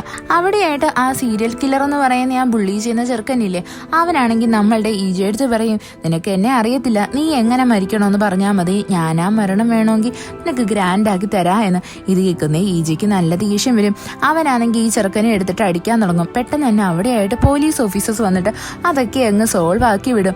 ഇവിടെ ആ സീരിയൽ കില്ലർ ആയിരുന്നാലും ഭയങ്കര ആറ്റിറ്റ്യൂഡ് ഇട്ടിരിക്കുമായിരുന്നു. എന്നാൽ ഇതൊക്കെ കാണുന്ന ഈജിക്ക് നല്ല ദേഷ്യം വന്നിട്ട് അവനാണെങ്കിൽ ആ ചെറുക്കനെ എടുത്തിട്ട് അടിക്കാൻ തുടങ്ങും. എന്നിട്ട് പറയും, നീ എന്താ വിചാരിച്ചത് ഞാൻ നിന്നെ പേടിക്കുമെന്ന്, എനിക്ക് യഥാർത്ഥത്തിൽ നിന്റെ സത്യം എല്ലാം അറിയാം എന്ന് പറഞ്ഞിട്ട് നമ്മളുടെ ആ കൊച്ചിറക്കന്റെ പേര് പറയും. ഇത് കേൾക്കുന്നേയും ആ സീരിയൽ കില്ലർ ഭയങ്കരമായിട്ടും പേടിച്ചു പോയിട്ടുണ്ടായിരുന്നു. അവൻ അവിടെ പറയും, നിങ്ങൾ എന്നെ ഒന്നും ചെയ്യല്ലേ എന്നും പറഞ്ഞിട്ട് ഭയങ്കരമായിട്ട് കിടന്ന് കരയാൻ തുടങ്ങും. നമ്മുടെ ഈജി ആണെങ്കിൽ അവിടെ ഇരിക്കുന്ന എല്ലാവരുടെ ഇവന്റെ സത്യാവസ്ഥ എല്ലാം പറഞ്ഞു കൊടുക്കും. അതായത് ഇവനൊരു കൊച്ചിറക്കനെ പിന്നെ ഇന്ന് ആക്രമിച്ചിട്ടാണ് ഇവിടെ വന്ന് കിടക്കുന്നത് എന്ന്. ഇത് കേൾക്കുന്ന ആ ജയിലിൽ കിടക്കുന്നവരെല്ലാം ഇവനെ എടുത്തിട്ട് അറ്റാക്ക് ചെയ്യാൻ തുടങ്ങും. അത് കഴിഞ്ഞിട്ട് കാണിക്കുന്ന ഈജയും അവന്റെ ഒരു ഫ്രണ്ടും കൂടി ചേർന്നിട്ട് ആ ജയിലിലുള്ള കുറച്ച് പണികളൊക്കെ ചെയ്യുന്നതാ. പെട്ടെന്ന് തന്നെ അവിടെയുള്ള ഒരുത്തനാണെങ്കിൽ കയ്യിലിരുന്നൊരു മിഷീൻ എടുത്തെറിഞ്ഞ് നമ്മളുടെ ഈജനെ കൊല്ലാൻ വേണ്ടിയിട്ട് നോക്കും. എന്നാൽ ഈജെ തലനാരിഴയ്ക്കാണ് അവിടെ നിന്ന് രക്ഷപ്പെടുന്നത്. പകരമായിട്ട് അവന്റെ കൂടെ ഉണ്ടായിരുന്ന ഒരാൾക്ക് നല്ലതുപോലെ പരിക്ക് പറ്റും. അവനെ പെട്ടെന്ന് തന്നെ ഹോസ്പിറ്റലിലോട്ട് കൊണ്ടുപോകും. എന്നാൽ നമ്മളുടെ ഈജനെ ആക്രമിക്കാൻ വേണ്ടിയിട്ട് അവിടെയുള്ള ബാക്കി എല്ലാവരും ഉണ്ടായിരുന്നു. ഇത് കാണുന്ന ഈജയ്ക്ക് മനസ്സിലാവും, അതായത് അവൻ ആരാണോ ആ കേസ് ഏൽപ്പിച്ചത് അയാൾ തന്നെയാണ് ഇവനെ കൊല്ലാൻ വേണ്ടിയിട്ടും ആളെ ഏർപ്പാടാക്കിയേക്കുന്നത് എന്ന്. നമ്മളുടെ ഈജി ആണെങ്കിലും ഇപ്പൊ ആരുടെ ബോഡിയിലാണോ ഉള്ളത്, അവൻ വലിയൊരു ബോക്സർ അല്ലേ. അതുകൊണ്ട് തന്നെ അവൻ ഈ ആൾക്കാരെയൊക്കെ നിഷ്പ്രയാസം അടിച്ച് ശരിയാകും. ഇവിടെയായിട്ട് അവന്റെ ഫ്രണ്ട് ആയിരുന്നാലും കമ്പി എടുത്തുകൊണ്ട് വരുമ്പോഴത്തേക്ക് ഇവിടെ എല്ലാവരും അടിച്ച് തറയിലിട്ടിട്ടുണ്ടായിരുന്നു. അത് കഴിഞ്ഞിട്ട് കാണിക്കുന്ന ഈജി അവന്റെ ഫ്രണ്ടോട്ടിരുന്ന് സംസാരിക്കുന്ന. അവിടെ ഈജെ ചോദിക്കും, നിനക്ക് ഈ ജയിലിൽ വന്നതിൽ റിഗ്രറ്റ് ഉണ്ടോ എന്ന്. എന്നാൽ അവന്റെ ഫ്രണ്ട് പറയും, എനിക്കിപ്പോൾ വലുതായിട്ടൊന്നുമില്ല, നിനക്കുണ്ടോ എന്ന് ചോദിക്കും. എന്നാൽ നമ്മുടെ ഈജെ പറയുന്നുണ്ട്, അതെ എനിക്ക് നല്ല റിഗ്രറ്റ് ഉണ്ട്, ഞാൻ സൂയിസൈഡ് ചെയ്തതിൽ എനിക്കിപ്പോൾ നല്ല റിഗ്രറ്റ് ഉണ്ട് എന്ന് അവൻ പറയും. അത് കഴിഞ്ഞ് കാണിക്കുന്ന രാത്രി സമയത്ത് എല്ലാവരും കിടന്നുറങ്ങാൻ നേരത്ത് നമ്മളുടെ ആ സൈക്കോ ചെറുക്കനില്ലേ, അവനാണെങ്കിൽ അവന്റെ കയ്യിലിരുന്ന് ഒരു ചെറിയ പേന പോലത്തെ സംഭവം നല്ലതുപോലെ ഷാർപ്പാക്കുന്നതാണ്. എന്തിനാന്ന് വെച്ചാൽ നമ്മളുടെ ഈജനെ കൊല്ലാൻ വേണ്ടിയിട്ട്. അത് നമ്മളുടെ ഈജയെ കാണും. അവനാണെങ്കിൽ ഈ ചെറുക്കനെ പിടിച്ചെടുത്തിട്ട് വയ്ക്കും, നീ എന്തിനാ എന്നെ കൊല്ലാൻ ആഗ്രഹിക്കുന്നതെന്ന്. അപ്പോൾ അവൻ പറയുന്നത് തന്നെ, നിന്നെ കാണുന്നവല്ലേ ഈ ജയിലിലുള്ള എല്ലാവരും എന്നെ ഇപ്പോൾ ഒരു പേടിത്തൊണ്ടനായിട്ട് കണക്കാക്കുന്നത്, എനിക്ക് അതുകൊണ്ട് ഒരുപാട് പ്രശ്നം മാത്രമേ ഉണ്ടായിട്ടുള്ളൂ, അതുകൊണ്ടാണ് ഞാൻ നിന്നെ കൊല്ലാൻ നോക്കുന്നേ എന്ന്. എന്നാൽ ഇവിടെ നമ്മളുടെ ഈജയ്ക്ക് നല്ല ദേഷ്യം വരും. എന്നാൽ അവനാണെങ്കിൽ ഈ ചെറുക്കനെ കൊല്ലാനൊന്നും ട്രൈ ചെയ്യത്തില്ല. കാര്യം എന്താണെന്ന് വെച്ചാൽ കൊന്നു കഴിഞ്ഞാൽ ഇവന് പുറത്തിറങ്ങാൻ പറ്റത്തില്ലല്ലോ. ഇവന് പുറത്തിറങ്ങിയിട്ട് വേണ്ടേ ആ ക്യാഷ് എടുത്ത് നല്ലതുപോലെ ജീവിക്കാൻ വേണ്ടിയിട്ട്. അതുകൊണ്ട് തന്നെ അവൻ അവിടെ പറയും, നീ കൊന്ന ആ കൊച്ചിറക്കൻ്റെ ആത്മാവിനെ എനിക്ക് കാണാൻ പറ്റും, അവൻ നിന്റെ പുറകെ തന്നെയുണ്ട് എന്ന്. ഇത് കേൾക്കുന്നേയും ഈ ബുള്ളി ചെയ്യുന്ന ചെറുക്കനാണെങ്കിൽ അങ്ങ് പ്രാന്ത് പിടിക്കും. അവൻ നല്ലതുപോലെ പേടിച്ചു പോയിട്ടുണ്ടായിരുന്നു. അവനിപ്പോൾ എന്തോ പ്രാന്തന്മാരെ പോലെയൊക്കെയാണ് ഓരോന്ന് കാണിച്ചുകൊണ്ടിരിക്കുന്നത്. അത് കഴിഞ്ഞ് കാണിക്കുന്ന നമ്മളുടെ ഈജെ ജയിലിൽ നിന്ന് ഇറങ്ങുന്നതാ. അവിടെ അവനെ പിക്ക് ചെയ്യാൻ വേണ്ടിയിട്ട് അവൻ ഈ ജോലി കൊടുത്ത ആളില്ലേ അയാളുണ്ടായിരുന്നു. ഈജയ്ക്കാണെങ്കിൽ അയാൾ പൈസ കൊടുക്കും. എന്നാൽ ഈജെ പറയും, എനിക്ക് ഈ ക്യാഷിൻ്റെ ആവശ്യമില്ല, ഞാൻ ഇനി സമാധാനമായിട്ട് ജീവിക്കാനാണ് ആഗ്രഹിക്കുന്നത്, നിങ്ങളുടെ ഈ ഒരു കേസിനെ പറ്റി ഞാൻ ആരത്തും പറയത്തില്ല, എന്നെ സമാധാനമായിട്ട് ജീവിക്കാൻ വിട്ടാൽ മതി എന്ന്. അത് കഴിഞ്ഞ് കാണിക്കുന്ന നമ്മളുടെ ഈജി ആണെങ്കിൽ ആ ക്യാഷും എടുത്തിട്ട് അവനൊരു വീട്ടിലായിട്ട് വരുന്നതാണ്. ഇത്രയും ക്യാഷ് കണ്ട അവൻ നല്ല ഹാപ്പി ആയിരുന്നു. അവൻ വിചാരിക്കും ഇത് വെച്ചിട്ട് അവൻ എന്ത് ചെയ്യുമെന്ന്. അവനിപ്പോൾ വലിയൊരു വീട് വാങ്ങിച്ചാലും എല്ലാവർക്കും അവനിൽ നല്ല ഡൗട്ട് ആവത്തില്ലേ. അതുകൊണ്ട് തന്നെ അവനാണെങ്കിൽ വിചാരിക്കും ഈ പൈസ നല്ലതുപോലെ എന്തെങ്കിലും ചെയ്യണോ എന്ന്. അങ്ങനെ നമ്മളുടെ ഈജെ കിടന്ന് ഉറങ്ങുന്നതും അവൻ്റെ അമ്മയുടെ സ്വപ്നം വരും. പെട്ടെന്ന് തന്നെ നമ്മളുടെ ഈജെ ഏത് ചെറുക്കൻ്റെ ദേഹത്താണോ ഉള്ളത് അവൻ്റെ അമ്മ അവനെ ഫോണിൽ വിളിക്കും. പെട്ടെന്ന് തന്നെ നമ്മളുടെ ഈജയ്ക്ക് തോന്നും പകുതി പൈസ അവൻ്റെ അമ്മയ്ക്കും അതേപോലെ തന്നെ പകുതി പൈസ ഈ ബോഡിയുടെ ഓണറിൻ്റെ അമ്മയില്ലേ അവർക്കും കൊടുക്കണോ എന്ന്. അങ്ങനെ നമ്മളുടെ ഈജെ ഒരു 2 ബാഗിലായിട്ട് ക്യാഷിനെ ഡിവൈഡ് ചെയ്ത് വെക്കും. എന്നിട്ട് അവൻ ഒരു ബാഗിനെ കൊണ്ടുവന്ന് ലോക്കലിൽ വെക്കും. മറ്റേ ബാഗിനെ നമ്മളുടെ ഈ ചെറുക്കനില്ലേ അവൻ്റെ അമ്മയ്ക്ക് കൊടുക്കാൻ വേണ്ടിയിട്ട് അവൻ ഇങ്ങനെ പോവുമായിരുന്നു. എന്നാൽ ഒരാൾ പെട്ടെന്ന് തന്നെ നമ്മളുടെ ഈജനെ വന്ന് അറ്റാക്ക് ചെയ്യും. അത് വേറെ ആരുമല്ല നമ്മളുടെ ഈജയെ കാരണം ഒരു പെങ്കൊച്ചു മരിച്ചു എന്ന് പറഞ്ഞില്ലേ ആ പെങ്കൊച്ചിൻ്റെ അച്ഛൻ തന്നെയായിരുന്നു. അയാൾ പറയും നിന്നെ കാരണം എനിക്ക് എൻ്റെ മോളെ നഷ്ടപ്പെട്ടു എന്ന്. ഈജെ അവിടെ തുറന്നു പറയും ഞാനല്ല നിങ്ങളുടെ മോളെ കൊന്നത് എന്ന്. എന്നാൽ അയാൾ അത് വിശ്വസിക്കാൻ റെഡിയേ ആയിരുന്നില്ല. അയാൾ നമ്മളുടെ ഈജനെ കൊല്ലാൻ വേണ്ടിയിട്ട് തന്നെ പ്ലാൻ ചെയ്ത് വന്നേക്കുന്നത്. പെട്ടെന്ന് തന്നെ ഒരാൾ വരുന്നതും ഇയാൾ പേടിച്ച് അവിടെ നിന്ന് ഓടിയങ്ങ് പോവും. അത് വേറെ ആരുമല്ല നമ്മളുടെ ഈജയുടെ ഫ്രണ്ട് തന്നെ ആയിരുന്നു. എന്നാൽ അവൻ വന്ന ഉടനെ നമ്മളുടെ ഈജനെ കൊല്ലാൻ വേണ്ടിയിട്ട് കത്തി എടുത്തിട്ട് പറയും ആരെങ്കിലും നിന്നെ കൊല്ലുന്നതെന്നുണ്ടെങ്കിൽ ഉറപ്പായിട്ട് അത് ഞാൻ തന്നെ ആയിരിക്കും എന്നും പറഞ്ഞിട്ട് അവനാണെങ്കിൽ നമ്മളുടെ ഈജയുടെ വയറ്റിലായിട്ട് അങ്ങ് കുത്തി കൊടുക്കും. ഇത് കാണുന്നത് നമ്മളുടെ ഈജ ഭയങ്കര ഷോക്കാവും. അവൻ ചോദിക്കും നീ എന്തിനാ എന്നെ കൊല്ലുന്നേ എന്ന്. അപ്പോഴാണ് ഇവന്റെ കൂട്ടുകാരൻ പറയുന്നത് നിന്നെ കൊല്ലാൻ വേണ്ടിയിട്ട് ആദ്യമേ എനിക്കാണ് ഓർഡർ കിട്ടിയത്, അപ്പോൾ ആദ്യമേ ഞാൻ തന്നെയായിരിക്കും ആ ഡ്യൂട്ടിയും ചെയ്യാൻ പോകുന്നത് എന്ന്. അങ്ങനെ നമ്മളുടെ ഈജയുടെ വയറ്റിലായിട്ട് നല്ലതുപോലെ കുത്തിയിട്ട് അവനും അവിടെ നിന്നങ്ങ് പോവും. ഈജയ്ക്ക് ആ സമയത്ത് അവൻ്റെ ആ അമ്മയുടെ അടുത്ത് നിന്ന് കോള് വരും. എന്നാൽ അവൻ ആ കോള് പോലും എടുക്കാൻ പറ്റത്തില്ല. അതിനു മുന്നേ അവനങ്ങ് മരിച്ചു പോവും. നമ്മളുടെ ഈജയാണെങ്കിൽ വീണ്ടും ഹെല്ലിലായിട്ട് വരും. അവനാണെങ്കിൽ പറയും ഞാനാണെങ്കിൽ ആക്സിഡന്റ് ആക്കിയ പെൺകുട്ടിയുടെ വീട്ടുകാരെ പറ്റി ആലോചിച്ചതേ ഇല്ല, അങ്ങനെയായിരുന്നെന്നുണ്ടെങ്കിൽ ഞാൻ ഒരിക്കലും മരിക്കത്തില്ലായിരുന്നു എന്ന്. ഉടനെ എന്നെ ഡെത്ത് പറയുന്നുണ്ട് നീ ഭയങ്കര സെൽഫിഷാണ്, നീ എപ്പോഴും നിന്നെ പറ്റി മാത്രമേ ചിന്തിക്കൂ, നിനക്ക് ചുറ്റിനുമുള്ള ആൾക്കാരെ പറ്റി നീ ചിന്തിക്കാറേ ഇല്ല എന്ന്. യഥാർത്ഥത്തിൽ സത്യം തന്നെയാണ്. നമ്മളുടെ ഈജ ഇപ്പോഴും ചിന്തിച്ചുകൊണ്ടിരിക്കുന്ന ആ ക്യാഷിനെ പറ്റിയിട്ടായിരുന്നു. അപ്പോൾ അവൻ പറയും എന്നെ വീണ്ടും വേഗം തന്നെ അങ്ങ് കൊന്നുകളാ എന്ന്. പെട്ടെന്ന് തന്നെ നമ്മളുടെ ഡെത്ത് ആണെങ്കിൽ ഇവനെ നോക്കി ഒന്ന് ചിരിച്ചിട്ട് അവൻ്റെ നെറ്റിയിലായിട്ട് അങ്ങ് ഷൂട്ട് ചെയ്യും. നമ്മളുടെ ഈജ ആണെങ്കിൽ കണ്ണുറക്കുമ്പോൾ അവനൊരു കോഫി ഷോപ്പിലായിട്ട് ഇരിക്കുമായിരുന്നു. അവനൊന്നും മനസ്സിലാവത്തില്ല. പെട്ടെന്നാണ് നമ്മൾക്ക് കാണിച്ചു തരുന്നത്, അതായത് നമ്മളുടെ ഈജ ഇപ്പോൾ ഇരിക്കുന്നത് ഒരു 6 മാസം പ്രായമുള്ളൊരു കൊച്ചുകുട്ടിയുടെ ദേഹത്താണ് എന്ന്. ഇത് കാണുന്ന ഈജ ഭയങ്കര ഷോക്കായിപ്പോ. അവൻ വിചാരിക്കും ദൈവമേ എൻ്റെ ക്യാഷ് പോയല്ലോ എന്ന്. ഇവിടെയായിട്ട് അവന് മനസ്സിലാവുന്നതേ ആ ഡെത്ത് അവനെ നോക്കി ചിരിച്ചതിൻ്റെ റീസൺ എന്തുമായിരുന്നു എന്ന്. അവൻ അവിടെ കിടന്ന് കരയാൻ തുടങ്ങും. പെട്ടെന്ന് തന്നെ ആ കൊച്ചിൻ്റെ അമ്മ അവിടേക്ക് വരും. അവർ വേഗം തന്നെ ഈ കുഞ്ഞിനെ എടുത്തുകൊണ്ട് കാറിലായിട്ട് വന്നിട്ട് ആ കൊച്ചിനെ കാറിലായിട്ട് എടുത്തങ്ങ് എറിയും. എന്നിട്ട് അവൻ്റെ ദേഹത്തായിട്ട് നല്ലതുപോലെ ബഹളം വെക്കാൻ തുടങ്ങും. നിന്നെ കാരണം മനസ്സമാധാനമായിട്ട് എനിക്കൊരു കോഫി പോലും കുടിക്കാൻ പറ്റിയില്ല എന്നും പറഞ്ഞിട്ട്.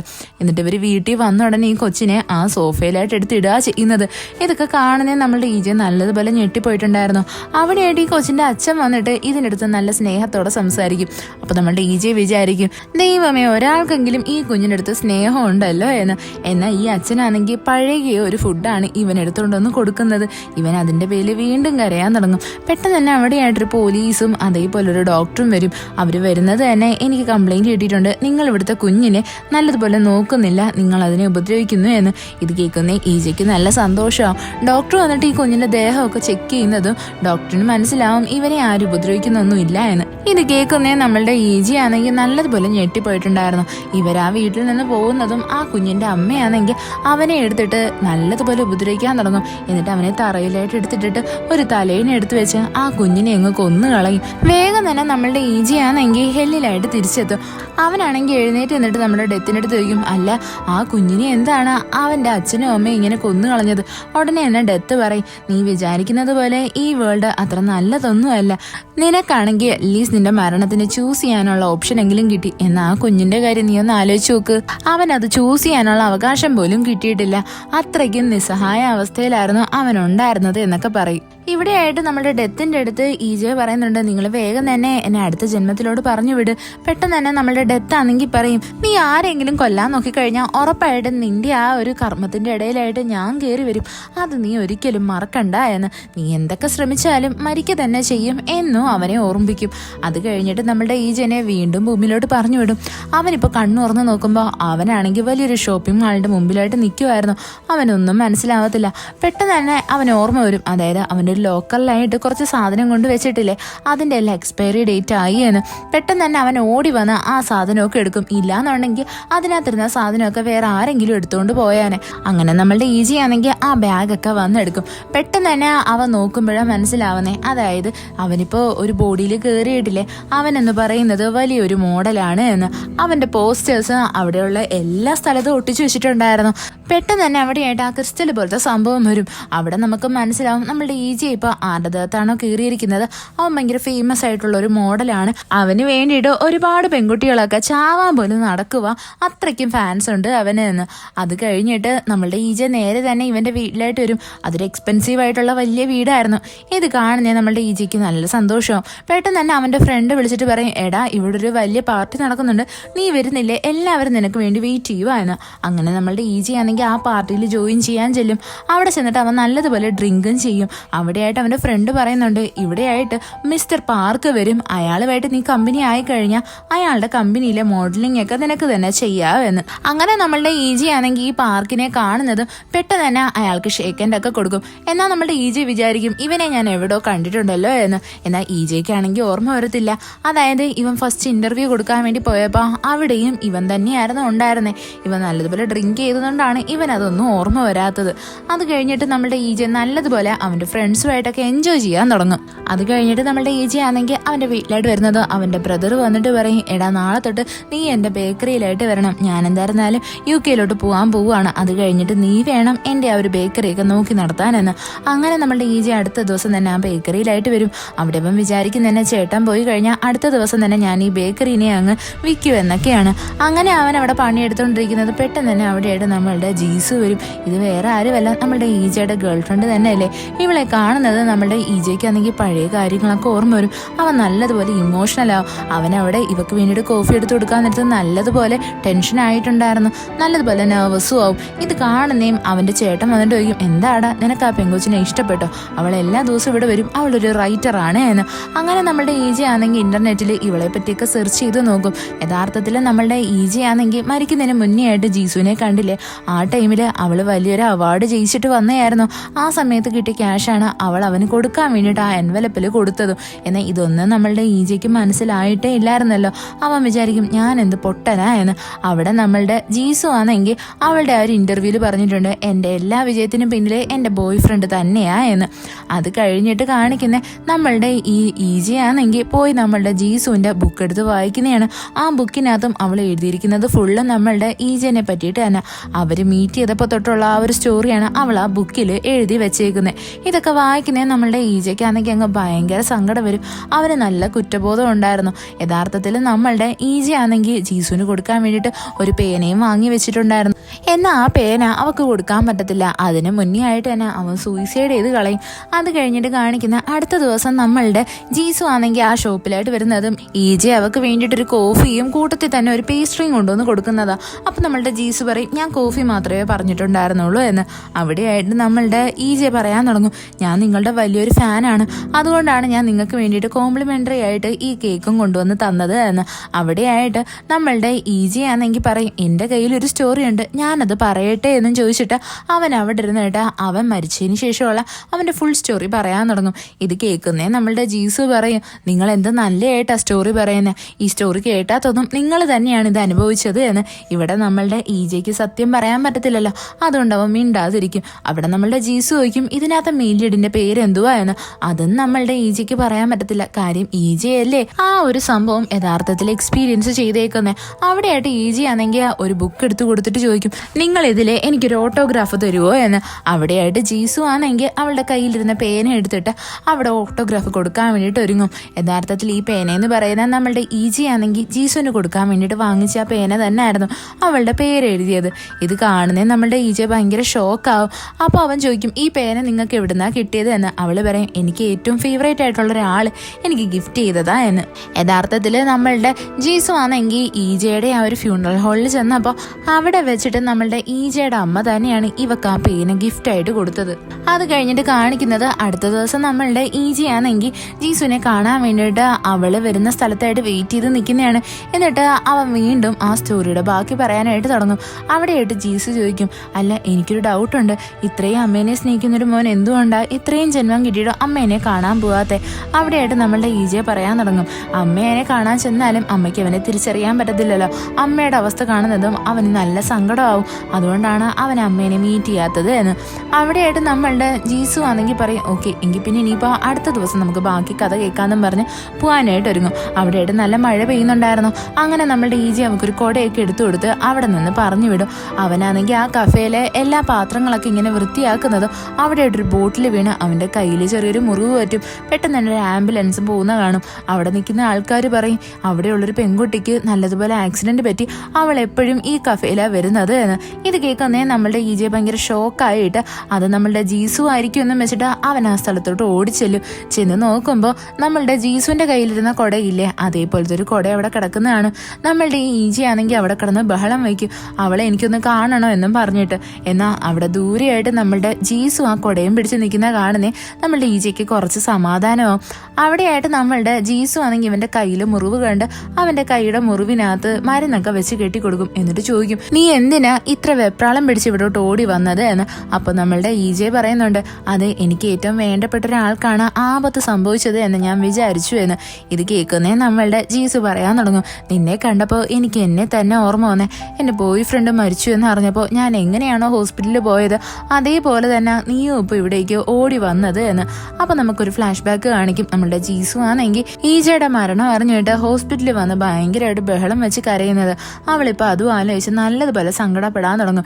ഇത് കാണുന്നത് നമ്മളുടെ ഈജയ്ക്ക് നല്ല വിഷമാവും, അവന് നല്ല ഇമോഷണൽ ആവും. അവിടെയായിട്ട് നമ്മളുടെ ഈജെ പറയും, ഓക്കെ നാളെ നമുക്ക് ഇനിയിപ്പോൾ ബാക്കി സ്റ്റോറി കേൾക്കാമെന്ന്. എന്നാൽ നമ്മളുടെ ജീസു പറയാൻ തുടങ്ങും, എനിക്ക് നാളെ വരാൻ പറ്റത്തില്ല, എനിക്ക് നാളെ എൻ്റെ ബോയ് ഫ്രണ്ടിൻ്റെ ഫ്യൂണറൽ ഹാളിനായിട്ട് പോകണം എന്ന്. അവിടെ ചെന്നിട്ട് നമ്മളുടെ ജീസു ആണെങ്കിൽ ഭയങ്കര ഇമോഷണലായിട്ട് സംസാരിക്കാൻ തുടങ്ങും. അവൾ പറയും, അന്നത്തെ ദിവസം ഞാൻ നിന്നെ തടഞ്ഞിരുന്നെങ്കിൽ ഉറപ്പായിട്ട് നീ ഇന്നും ജീവനോടെ ഉണ്ടായിരുന്നേനെ എന്നും പറഞ്ഞിട്ട് അവൾ നല്ലതുപോലെ കരയാൻ തുടങ്ങും. ഇതെല്ലാം ദൂരെ മാറി നിന്നിട്ട് നമ്മളുടെ ഈജെ കേൾക്കുന്നുണ്ടായിരുന്നു. അവന് നല്ല സങ്കടമാവും. അങ്ങനെ നമ്മളുടെ ജീസു അവിടെ നിന്ന് പോകുന്നതും ഈജെ നേരെ അവൻ്റെ ആ ഒരു മെമ്മോറിയൽ ഹാളിലായിട്ട് വരും. അവിടെ വരുന്നതും അവിടെയായിട്ട് അവൻ്റെ അമ്മേനെ കാണും. അമ്മയ്ക്ക് മനസ്സിലാവത്തില്ല ഇത് ആരാ എന്ന്. അമ്മേനെ കാണുന്നേ നമ്മളുടെ ഈജെ മൈൻഡ് ആക്കാത്ത രീതിയിൽ അവിടെ നിന്ന് നടന്നങ്ങ് പോകും. ഇവിടെ നമ്മളുടെ ഈജയ്ക്കാണെങ്കിൽ നല്ല റിഗ്രറ്റ് ഉണ്ടായിരുന്നു. അതായത് ഇവനെ സ്നേഹിക്കുന്ന ഇത്രയും പേരുണ്ടായിരുന്നിട്ടും അവനവൻ്റെ ജീവൻ നിഷ്പ്രയാസം എടുത്തല്ലോ എന്ന് ആലോചിച്ചിട്ട്. അത് കഴിഞ്ഞിട്ട് നമ്മളുടെ ഈജി ആണെങ്കിൽ വീട്ടിൽ വന്നിട്ട് അവൻ്റെ കയ്യിലുള്ള ക്യാഷ് ഇല്ലേ അതിനെയെല്ലാം ഒരു ബാഗിലാക്കിയിട്ട് അതിനകത്ത് ഒരു ലെറ്റർ എഴുതും. അതും അവൻ്റെ അമ്മയ്ക്ക് കൊടുക്കാൻ വേണ്ടിയിട്ടാണ്. ഈജെ മരിക്കുന്നതിന് മുന്നേ അമ്മയ്ക്ക് തരാൻ വേണ്ടിയിട്ട് വെച്ചിരുന്ന ക്യാഷാണ് ഇത് എന്നും പറഞ്ഞിട്ട്. അങ്ങനെ അവൻ ആ ക്യാഷും കൊണ്ട് നേരെ അവൻ്റെ അമ്മയുടെ വീട്ടിലായിട്ട് വരും. അവിടെ കയറുന്നതും അവനങ്ങ് ഒരുമാതിരി തോന്നും. പെട്ടെന്ന് തന്നെ അവൻ ആ ക്യാഷ് അകത്ത് വെച്ചിട്ട് അവിടെ നിന്ന് ഇറങ്ങി അങ്ങ് പോവും. അത് കഴിഞ്ഞിട്ട് കാണിക്കുന്ന ഈജ നമ്മളുടെ ജീസുവിനെ കാണാൻ വേണ്ടിയിട്ട് വരുന്നതാണ്. അവിടെ നമ്മളുടെ ഈജ ആണെങ്കിൽ ജീസുവിൻ്റെ അടുത്ത് ചോദിക്കും, നിനക്ക് എന്താ തോന്നുന്നത്, ഞാൻ പറഞ്ഞ ആ ഒരു സ്റ്റോറിയിൽ ഹാപ്പി എൻഡിങ് കാണുമോ അതോ സാഡ് എൻഡിങ് ആയിരിക്കുമോ ഏത്? അപ്പോൾ നമ്മളുടെ ജീസു പറയും, ഞാൻ ആഗ്രഹിക്കുന്നത് അതിനൊരു ഹാപ്പി എൻഡിങ് കിട്ടണമെന്ന്. ഉറപ്പായിട്ടും അത് തന്നെയായിരിക്കും സംഭവിക്കാൻ പോകുന്നത് എന്ന്. അവിടെ നമ്മളുടെ ഈജയ്ക്കാണെങ്കിൽ ഒരുപാട് കാര്യങ്ങൾ ഇവളുടെ അടുത്ത് തുറന്നു പറയണമെന്നുണ്ട്. ഈജ പറയാൻ തുടങ്ങും, എനിക്കൊരു ഗേൾ ഫ്രണ്ട് ഉണ്ടായിരുന്നു, ഞങ്ങൾ 7 വർഷം പ്രേമിച്ചാണ്. അവൾക്കാണെങ്കിൽ എല്ലാവരുടെയും മുമ്പിൽ വെച്ചിട്ട് ഞാനാണ് അവളുടെ ബോയ് ഫ്രണ്ട് എന്ന് പറയാൻ ഒരു മടിയോ ഉണ്ടായിരുന്നില്ല. പെട്ടെന്ന് തന്നെ നമുക്ക് പഴയ ഒരു ഫ്ലാഷ് ബാക്ക് കാണിക്കും. അതായത് നമ്മളുടെ ജീസു ആണെങ്കിൽ അവളുടെ ഫ്രണ്ട്സിന്റെ കൂടെ ഒരു പാർട്ടിക്ക് വരുന്നതും അവളുടെ കൂടെയുള്ള ഒരുത്തനാണെങ്കിൽ ഇവളെ പ്രപ്പോസ് ചെയ്യും. പെട്ടെന്ന് തന്നെ ജീസു പറയും, എനിക്ക് ഓൾറെഡി ഒരു ബോയ് ഫ്രണ്ട് ഉണ്ട് എന്ന്. അവിടെയായിട്ട് നമ്മളുടെ ഈജെ വർക്ക് ചെയ്യുമായിരുന്നു. അവനെ അവിടെ കാണുന്നതും പെട്ടെന്ന് തന്നെ നമ്മളുടെ ജീസു അവനെ പിടിച്ചിരുത്തിയിട്ട് എല്ലാവരുടെയും മുമ്പിൽ പറയും, ഇതാണ് എൻ്റെ ബോയ് ഫ്രണ്ട് എന്ന്. ഇതൊക്കെ നമ്മളുടെ ഈജി ആണെങ്കിൽ പ്രസന്റ് ടൈമിൽ നമ്മുടെ ജീസുവിൻ്റെ അടുത്ത് പറയുന്നേ അവൾ ഭയങ്കര ഷോക്കായിട്ട് കേട്ടോണ്ട് നിൽക്കും. ഉടനെ തന്നെ നമ്മളുടെ ഈജെ പറയാൻ തുടങ്ങും, ഞാനാണ് യഥാർത്ഥത്തിൽ നിന്റെ ഈജെ. ഇത്രയും നേരം ഞാൻ പറഞ്ഞുകൊണ്ടിരുന്ന സ്റ്റോറി എല്ലാം എൻ്റേതാണ്, നിനക്കിത് വിശ്വസിക്കാൻ നല്ല പാടായിരിക്കും, എന്നാൽ ഇതാണ് യഥാർത്ഥത്തിൽ സത്യം. ഇത് കേൾക്കുന്നേ നമ്മളുടെ ജീസു ഭയങ്കര ഷോക്കാവും. അവൾ പറയും, ഞാൻ നിന്നെ ഒരുപാട് സ്നേഹിച്ചിരുന്നു എന്നും പറഞ്ഞിട്ട് നമ്മളുടെ ഈജെ അവൻ്റെ മൈൻഡിലുള്ള കാര്യം പറയും. എന്നാൽ അതങ്ങോട്ട് പറഞ്ഞു തീർക്കുന്നതിന് മുന്നേ ആയിട്ട് തന്നെ രണ്ടുപേരെയും കൂടി ചേർത്ത് ഒരു കാറ് വന്നങ്ങ് ഇടിക്കും. അതിനകത്തുണ്ടായിരുന്ന വേറെ ആരുമല്ല, നമ്മളെപ്പോഴും കാണുന്ന ഒരു കമ്പനിയുടെ വലിയ CEO ആയിട്ടുള്ള പാർക്കില്ലേ, അവൻ തന്നെയായിരുന്നു. ഇവിടെ നമ്മളുടെ ജീസു ആണെങ്കിൽ ആ ഓൺ ദ സ്പോട്ടിൽ മരിച്ചുപോയി. നമ്മളുടെ ഈജയ്ക്കാണെങ്കിൽ കുറച്ച് ജീവൻ ഉണ്ടായിരുന്നു. അവനാണെങ്കിൽ ഈ പാർക്കിനെ കാണുന്നതും ഭയങ്കരമായിട്ട് ഷോക്കായി പോകും. നമ്മളുടെ ഈജ ആണെങ്കിൽ ഇത്രയും ലൈഫിൽ വന്നപ്പോൾ എങ്ങനെയൊക്കെയാണോ മരിച്ചത് അവരുടെ എല്ലാവരുടെയും മരണത്തിന് പിന്നിൽ മെയിനായിട്ട് ഇവൻ തന്നെയായിരുന്നു. ആദ്യത്തെ ഫ്ലൈറ്റിലെ മരണം അതെന്ന് വെച്ചാൽ ഈ പാർക്കിന്റെ ബ്രദറിനെ അവൻ തന്നെ കൊന്നതാണ്. രണ്ടാമത്തെ എന്ന് പറയുന്നത് സ്കൈ ഡൈവിങ് ചെയ്യുന്നവന് പൈസ കൊടുക്കാന്ന് പറയുന്നതും ഇതേ പാർക്ക് തന്നെയായിരുന്നു. മൂന്നാമത്തെ നമ്മളുടെ ജയിലിൽ കിടക്കുന്ന ചെറുക്കന്റെ ആ ഒരു കുറ്റം ഏറ്റെടുക്കാൻ പറഞ്ഞതും പാർക്ക് ചെയ്ത കുറ്റം തന്നെയായിരുന്നു. അങ്ങനെ എല്ലാത്തിന്റെയും പിന്നിൽ ഇവൻ തന്നെയാണ് ഉണ്ടായിരുന്നത്. ഈ പാർക്കാണെങ്കിൽ നമ്മളുടെ ഈജയ്ക്ക് കുറച്ച് ജീവനുണ്ടെന്ന് കാണുന്നേ കയ്യിലായിട്ടൊരു ഗ്ലൗസ് ഇട്ടിട്ട് ഈജയെ ശ്വാസം മുട്ടിച്ചങ്ങ് കൊന്നു കളയും. നമ്മളുടെ ഈജയാണെങ്കിൽ വീണ്ടും ഹെല്ലിലായിട്ട് വരും. ഇവിടെ അവൻ നല്ല ദേഷ്യത്തിലായിരുന്നു. എന്താന്ന് വെച്ചാൽ അവന്റെ ഗേൾഫ്രണ്ട് ആയിട്ടുള്ള ജീസുവിനെ ആ പാർക്ക് അങ്ങ് കൊന്നു കളഞ്ഞില്ലേ, അതാലോചിച്ചിട്ട് അവനിപ്പോ ഭയങ്കര ദേഷ്യത്തില് നമ്മളുടെ ഡെത്തിനെ നോക്കി സംസാരിക്കാൻ ഒരുങ്ങും. ഡെത്ത് ആണെങ്കിൽ ഇവന്റെ ഈ ഒരു അവസ്ഥ കണ്ട് നല്ലതുപോലെ എൻജോയ് ചെയ്യുമായിരുന്നു. നമ്മളുടെ ഈജെ വിചാരിക്കും ആ പാർക്കിനെ അവൻ വെറുതെ വിടത്തില്ല എന്ന്. പെട്ടെന്ന് തന്നെ നമ്മുടെ ഡെത്തിന്റെ ചിരി കാണുന്നതും അവൻ വേഗം തന്നെ അവിടേക്ക് ചാടി വന്നിട്ട് അവരുടെ കയ്യിലിരുന്ന ഗണ്ണെടുത്ത് നമ്മളുടെ ഡെത്തിന്റെ തലയുടെ മുകളിലായിട്ട് പോയിന്റ് ചെയ്ത് നിൽക്കും. എപ്പിസോഡ് തുടങ്ങുന്ന തന്നെ നമ്മളുടെ ഈജനെ കാണിച്ചുകൊണ്ടാണ്. അവനാണെങ്കിൽ ഇപ്പൊ നല്ല ദേഷ്യത്തിലായിരുന്നു. അതായത് അവന്റെ ഗേൾഫ്രണ്ട് ഇപ്പൊ മരിച്ചു പോയില്ലേ, അതിന്റെ പേരിൽ അവൻ വേഗം തന്നെ നമ്മളുടെ ഡെത്തിന്റെ അടുത്തായിട്ട് വന്നിട്ട് അവളുടെ ഗണ്ണെടുത്ത് അവളെ തന്നെ ഷൂട്ട് ചെയ്യാൻ വേണ്ടിയിട്ട് നോക്കും. അതേസമയം തന്നെ നമുക്ക് വേറൊരു സീൻ കാണിക്കും. അതായത് ഒരാളെ കുറെ ആൾക്കാരോട് ചേർന്നിട്ട് അറ്റാക്ക് ചെയ്യുന്നത്. അവിടെയായിട്ട് മുടി വളർത്തിയ ഒരാൾ വന്നിട്ട് അയാളെ അങ്ങ് രക്ഷിക്കും. എന്നിട്ട് അയാളെ കാറിലായിട്ട് കയറ്റി കൊണ്ടുപോകും. ഈ രക്ഷപ്പെട്ട ആൾക്ക് നല്ല സന്തോഷം ഉണ്ടായിരുന്നു. അയാളാണെങ്കിൽ കാറിലുള്ള ആ മുടി വളർത്തിയവനില്ലേ അവന്റെ കയ്യിൽ നിന്ന് വെള്ളമൊക്കെ വാങ്ങിച്ചു കുടിക്കും. പെട്ടെന്ന് തന്നെ അവൻ ബോധം കിട്ടങ്ങ് വീഴും. യഥാർത്ഥത്തിൽ ഈ മുടി വളർത്തിയവൻ എന്ന് പറയുന്നത് ഒരു സൈക്കോ കില്ലർ ആയിരുന്നു. അവനാണെങ്കിൽ ഇയാളെ ഒരു സ്ഥലത്തായിട്ട് കൊണ്ടുവന്നിട്ട് അയാളുടെ കൈയും കാലും എല്ലാം കെട്ടിവെച്ച് അവനാണെങ്കിൽ ഒരു മെഷീൻ എടുത്തിട്ട് ഇയാളുടെ ഓരോരോ ശരീരഭാഗങ്ങളൊക്കെ ഇങ്ങനെ മുറിച്ച് കളയാനായിട്ട് തുടങ്ങും. യഥാർത്ഥത്തിൽ ഇവന്റെ ഹോബി എന്ന് പറയുന്നത് ആൾക്കാരുടെ രക്തം വെച്ചിട്ട് പെയിന്റിങ് ഉണ്ടാക്കുക എന്നുള്ളതാണ്. അതിനുശേഷം കാണിക്കുന്ന നമ്മളുടെ ഈജി ആണെങ്കിൽ ആ ഡെത്തിനെ ഷൂട്ട് ചെയ്യുന്നതാ. അവൻ എന്നിട്ട് സ്വന്തമായിട്ട് ആ ഗണ്ണെടുത്ത് വെച്ച് അവന്റെ തലയിൽ ഷൂട്ട് ചെയ്യാൻ നോക്കും. എന്താന്ന് വെച്ചാൽ അവൻ അടുത്ത ശരീരത്തിലോട്ട് പോകാൻ വേണ്ടിയിട്ട്. എന്നാൽ ഡെത്ത് അവിടെയായിട്ട് വന്നിട്ട് നമ്മളുടെ ജീഹുവിന്റെ രൂപത്തിൽ വരും. ഉടനെ തന്നെ നമ്മളുടെ ഈജെ ചോദിക്കും, യഥാർത്ഥത്തിൽ നിങ്ങൾ തന്നെയല്ലേ എൻ്റെ ജീഹുവിനെ കൊന്നത്? നിങ്ങൾ ഇത്രയും നേരം അവളുടെ ബുക്ക് വായിച്ചുകൊണ്ടിരിക്കുന്നത് ഞാൻ കണ്ടായിരുന്നു എന്ന്. ഉടനെ തന്നെ ഡെത്ത് പറയും, യഥാർത്ഥത്തിൽ അവൾ മരിക്കാൻ പോവാന്ന് എനിക്കറിയായിരുന്നു. നീ എങ്ങനെയാണ് അതിനെ റിയാക്ട് ചെയ്യുന്നത് എന്നാ ഞാൻ നോക്കാനായിട്ട് വന്നത്. അവിടെയായിട്ട് നമ്മളുടെ ഈജി ആണെങ്കിൽ പാർക്കിനെ പറ്റി പറയും. എന്നാൽ നമ്മളുടെ ഡെത്ത് പറയുന്നുണ്ട്, നീ അവനെ എങ്ങനെ കൊല്ലാൻ നോക്കിക്കഴിഞ്ഞാൽ ഉറപ്പായിട്ടും ഞാൻ ഇതിന്റെ ഇടയിലായിട്ട് കയറി വരുമെന്ന്. എന്നിട്ട് നമ്മളുടെ ഈജി ആണെങ്കിൽ ഏത് ബുള്ളറ്റ് വെച്ചിട്ടാണോ ഡെത്തിനെ കൊല്ലാൻ വേണ്ടിയിട്ട് നോക്കിയത് അതേ ബുള്ളറ്റ് തന്നെ നമ്മളുടെ ഈജയുടെ തലയിലായിട്ട് വന്നടിച്ച് അവൻ വേറൊരു ശരീരത്തിലായിട്ട് വരും. ഇവനിപ്പോൾ വന്ന് കയറിയിരിക്കുന്ന വേറെ ആരുടെയും ദേഹത്തല്ല, നേരത്തെ കാണിച്ച ആ സീരിയൽ കില്ലർ ഇല്ലേ അവന്റെ ശരീരത്തിൽ തന്നെയായിരുന്നു. നമ്മളുടെ ഈജയെ നോക്കുമ്പോൾ എന്തുവാ അവൻ നിൽക്കുന്ന സ്ഥലത്തിന് ചുറ്റാകെയായിട്ട് കുറെ പെയിന്റിങ്സും അതെല്ലാം രക്തം കൊണ്ടുണ്ടാക്കിയതുമായിരുന്നു. ഇതെല്ലാം കാണുന്ന ഈജി ഭയങ്കരമായിട്ട് ഷോക്കാവും. പെട്ടെന്ന് തന്നെ അവന്റെ മുമ്പിലായിട്ട് ആ ക്രിസ്റ്റൽ പോലത്തെ സംഭവം വരും. അപ്പോൾ അവന് ഇപ്പോൾ ആരുടെ ശരീരത്താണോ കയറിയിരിക്കുന്നത് അവന്റെ ഫ്ലാഷ് ബാക്ക് വരാൻ തുടങ്ങും. അതായത് ഇവൻ കുഞ്ഞിലെ തൊട്ടേ വലിയൊരു പെയിന്റർ ആയിരുന്നു. എന്നാൽ ഇവന്റെ പെയിന്റിങ്സ് ഒന്നും ആർക്കും ഇഷ്ടപ്പെടുത്തൊന്നുമില്ല. അങ്ങനെ ഒരു ദിവസം ഇരിക്കാൻ നേരത്ത് നമ്മളുടെ ഈ ചെറുക്കനാണെങ്കിൽ ഒരിടത്തൂടെ നടക്കുന്നതും അവന്റെ മുന്നിലായിട്ട് ഒരു പെണ്ണ് സൂയിസൈഡ് ചെയ്യും. അവളുടെ ആ ഒരു മുഖം കാണുന്നതും നമ്മളുടെ ഈ ചെറുക്കൻ വന്നിട്ട് അതിന്റെ പെയിന്റിങ് ചെയ്യും. അങ്ങനെ ആ പെയിന്റിങ് എല്ലാവർക്കും ഇഷ്ടപ്പെടും. അതിനുശേഷമാണ് ഇവനൊരു സീരിയൽ കില്ലറായിട്ട് തന്നെ മാറുന്നത്. അതിനുശേഷം ഇവൻ ഒരുപാട് ആൾക്കാരെയൊക്കെ കൊന്നിട്ടാണ് അവൻ ഓരോരോ പെയിന്റിങ്സ് ഒക്കെ ചെയ്യുന്നത്. അതൊക്കെ നല്ലതുപോലെ വിറ്റഴിഞ്ഞു പോവുകയും ചെയ്യും. എന്നാൽ ഇത് കാണുന്ന ആർക്കും മനസ്സിലാവത്തില്ല ഇവനൊരു സീരിയൽ കില്ലറാ എന്ന്. ഇതൊക്കെ അറിയുന്നത് നമ്മളുടെ ഈജ ഭയങ്കരമായിട്ട് ഷോക്കായി പോയിട്ടുണ്ടായിരുന്നു. അവൻ തന്നെ വിചാരിക്കും ഞാനിപ്പോൾ ആരുടെ ദേഹത്തായി കയറിയിരിക്കുന്നേ എന്ന്. പെട്ടെന്ന് തന്നെ അവന് പാർക്കിന്റെ കാര്യം ഓർമ്മ വരും. അവൻ വേഗം തന്നെ കയ്യിലായിട്ടൊരു കത്തിയും എടുത്തു വെക്കും.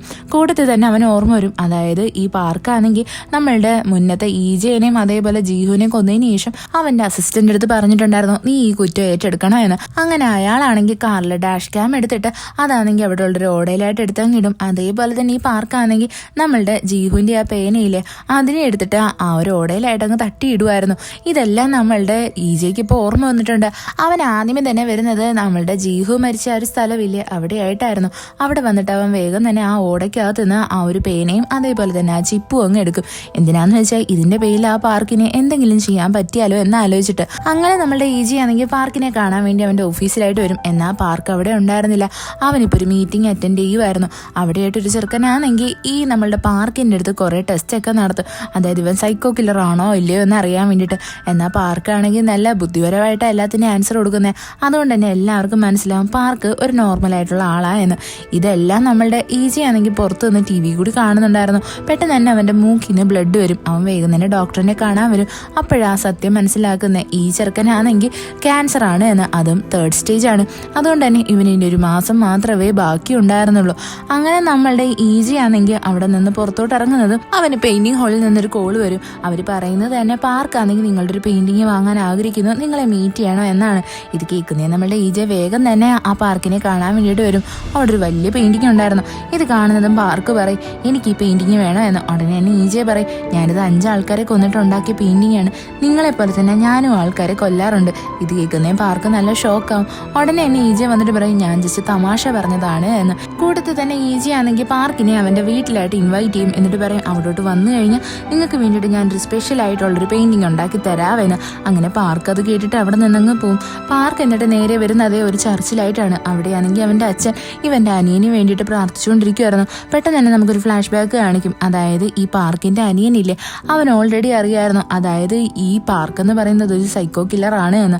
അവനാണെങ്കിൽ പണ്ട് ഒരുപാട് ആൾക്കാരെ കൊന്നിട്ടുള്ളതിൻ്റെയൊക്കെ വിറ്റ്നസ് ഇവൻ തന്നെയായിരുന്നു. അപ്പൊ ഇവൻ പറയുന്നുണ്ട് ഞാൻ ഇക്കാര്യമെല്ലാം അച്ഛൻ്റെ അടുത്ത് പറഞ്ഞായിരുന്നു, അതുകൊണ്ടാണ് അച്ഛൻ എന്നെ CEO ആക്കിയത് എന്ന്. ഈ ഒരു ദേഷ്യത്തിന്റെ പുറത്ത് തന്നെയാണ് നമ്മുടെ ഈ പാർക്കാണെങ്കിൽ അവന്റെ അനിയനെ ആ ഫ്ലൈറ്റിൽ വെച്ചിട്ട് കൊന്നു കളഞ്ഞത്. പാർക്ക് വേഗം തന്നെ ദേഷിച്ചിട്ട് കാറിലായിട്ട് വന്നങ്ങ് കയറും. ഇവിടെയായിട്ട് അവന്റെ അസിസ്റ്റന്റ് വിളിച്ചിട്ട് പറയും അതായത് ഇന്ന് ആ ഒരു മീറ്റിംഗിൽ വെച്ചിട്ട് ആ സൈക്കോ കില്ലറിന്റെ ടെസ്റ്റ് നടത്തിയില്ലേ, അത് നിങ്ങളുടെ അച്ഛൻ പറഞ്ഞിട്ട് തന്നെയാണ് നടത്തിയത് എന്ന്. അതായത് പാർക്കിന്റെ അച്ഛൻ ഇപ്പൊ നല്ല ഡൗട്ടുണ്ട്. ഇത് കേൾക്കുന്നതും പെട്ടെന്ന് തന്നെ നമ്മളുടെ പാർക്കാണെങ്കിൽ അവന്റെ കയ്യിലുണ്ടായിരുന്ന ഒരു ഗുളിക എടുത്തങ്ങ് കഴിക്കും. അത് ഭയങ്കര പവർഫുൾ ആയിട്ടുള്ള ഒന്നായിരുന്നു. അതുകൊണ്ട് തന്നെ ഇവൻ കാർ നല്ലതുപോലെ ഓടിക്കത്തൊന്നുമില്ല. ഭയങ്കര ഡ്രങ്കൻ ആയതുപോലെ ആ കാർ ഓടിക്കുന്നത്. ഇതാണെങ്കിൽ 2 ഡിറ്റക്റ്റീവ് കാണും. അവർ ഇവനെ ഫോളോ ചെയ്ത് വരാനായിട്ട് തുടങ്ങും. ഒരു സ്ഥലത്തെത്തുന്നതും അവിടുത്തെ റോഡ് അങ്ങ് അവസാനിച്ചു പോയിട്ടുണ്ടായിരുന്നു. അതുകൊണ്ട് തന്നെ ഈ പോലീസ് ഓഫീസേഴ്സ് വന്നിട്ട് നമ്മളുടെ പാർക്കിനെ പിടിച്ചങ്ങ് പുറത്താക്കും. എന്നാൽ ഉടനെ തന്നെ അവനാണെങ്കിൽ കമ്മീഷണറിനെ വിളിക്കും. അവിടെ നിൽക്കുന്ന ഒരു ഡിറ്റക്റ്റീവ് ആണെങ്കിൽ ഭയങ്കര പേടിത്തൊണ്ടനായിരുന്നു. അവനാണെങ്കിൽ പറയും നീ വെറുതെ വിട്, നമുക്ക് ഇവനെ അങ്ങ് വിട്ടേക്കാ എന്ന്. എന്നാൽ കൂടെ നിൽക്കുന്ന ഡിറ്റക്റ്റീവ് ആണെങ്കിൽ അതിനൊന്നും റെഡി ആയിരുന്നില്ല. പെട്ടെന്ന് തന്നെ കമ്മീഷണറെ വിളിച്ചിട്ട് ഈ പാർക്കിനടുത്ത് സോറി പറയാൻ പറയുന്നതും ഇവൻ ഭയങ്കര ഷോക്കായി പോയിട്ടുണ്ടായിരുന്നു. പാർക്കാണെങ്കിൽ ഇവന്റെ ദേഹത്തായിട്ട് കുറെ ക്യാഷ് വലിച്ചെറിയും. കൂട്ടത്തിൽ തന്നെ ആ പേടിത്തൊണ്ടനായിട്ടുള്ള ഡിറ്റക്റ്റീവ് ഇല്ലേ, അവനെ കണ്ടിട്ട് പറയും ആണുങ്ങളായ ഇങ്ങനെ വേണം, പേടിച്ച് നിൽക്കണം എന്ന്. ഇത്രയും പറഞ്ഞിട്ട് അവൻ അവിടെ നിന്നങ്ങ് പോവും. നമ്മളുടെ ഈജെ ആണെങ്കിൽ ഈ പാർക്കിന്റെ വീടിന് മുമ്പിലായിട്ട് അവന് വേണ്ടി വെയിറ്റ് ചെയ്ത് നിൽക്കുമായിരുന്നു. പാർക്ക് ഇവനെ കാണുന്നത് ഭയങ്കര ഷോക്കാവും. അവൻ ചോദിക്കും നീ ഇവിടെ എന്തെടുക്കുക എന്ന്.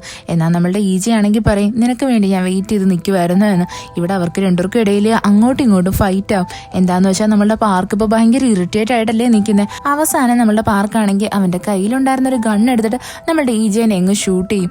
അവനവിടെ ബോധം കെട്ട് വീഴുമെങ്കിലും പെട്ടെന്ന് തന്നെ ചാടി എഴുന്നേറ്റ് നമ്മളുടെ ഈ പാർക്കിന്റെ കാറിനകത്ത് കയറി അവനെ അടിച്ച് ആക്സിഡന്റ് ആക്കാൻ വേണ്ടിയിട്ട് നോക്കും. പെട്ടെന്ന് തന്നെ നമ്മുടെ പാർക്ക് വയ്ക്കും നീ എങ്ങനെയാണ് എന്റെ ഷൂട്ടിൽ നിന്ന് രക്ഷപ്പെട്ടത് എന്ന്. യഥാർത്ഥത്തിൽ നമ്മുടെ ഈജി ആണെങ്കിൽ ബുള്ളറ്റ് പ്രൂഫിന്റെ ജാക്കറ്റ് ഇട്ടിട്ടുണ്ടായിരുന്നു. അങ്ങനെ അവൻ അവസാനം നമ്മളുടെ പാർക്കിനെ കൈയും കാലും ഒക്കെ കെട്ടിയിട്ട് നമ്മളുടെ ഈജിയുടെ സ്ഥലമില്ലേ അവിടെയായിട്ട് കൊണ്ടുവരും. എന്നിട്ട് ഈജി ആണെങ്കിൽ പാർക്കിന്റെ അടുത്ത് പറയാൻ തുടങ്ങും ഇവിടെ വെച്ചിട്ടാണ് ഞാൻ 12 ആൾക്കാരെ കൊന്നു കളഞ്ഞത് എന്ന്.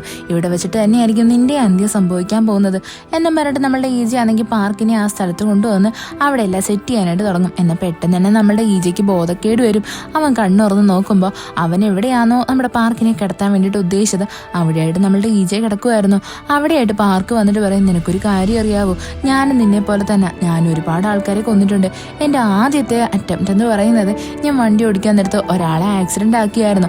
അയാളാണെങ്കിൽ അവിടെ കിടന്ന് നല്ലതുപോലെ പിടയ്ക്കുന്നത് ഞാനും വന്ന് നോക്കി നിന്നായിരുന്നു. യഥാർത്ഥത്തിൽ ഇയാളെന്ന് പറയുന്നത് നമ്മളുടെ ഈജി ആണെങ്കിൽ ഇന്റർവ്യൂവിന് പോകുന്നതിന് മുന്നേ ആയിട്ട് ഒരാൾക്ക് ആക്സിഡന്റ് സംഭവിച്ചില്ലേ, അയാൾ തന്നെയായിരുന്നു. ഇവിടെയായിട്ട് പാർക്ക് പറയാൻ തുടങ്ങും അന്ന് അയാൾ എന്നെ നോക്കിയിട്ട് എന്നെ രക്ഷിക്കണേ എന്ന് പറഞ്ഞപ്പോൾ എനിക്ക് കിട്ടിയൊരു സുഖം ഉണ്ടല്ലോ, അത് പിന്നീട് ഒരു ആക്സിഡന്റ് ചെയ്തപ്പോഴും എനിക്ക് കിട്ടിയിട്ടില്ല എന്ന്.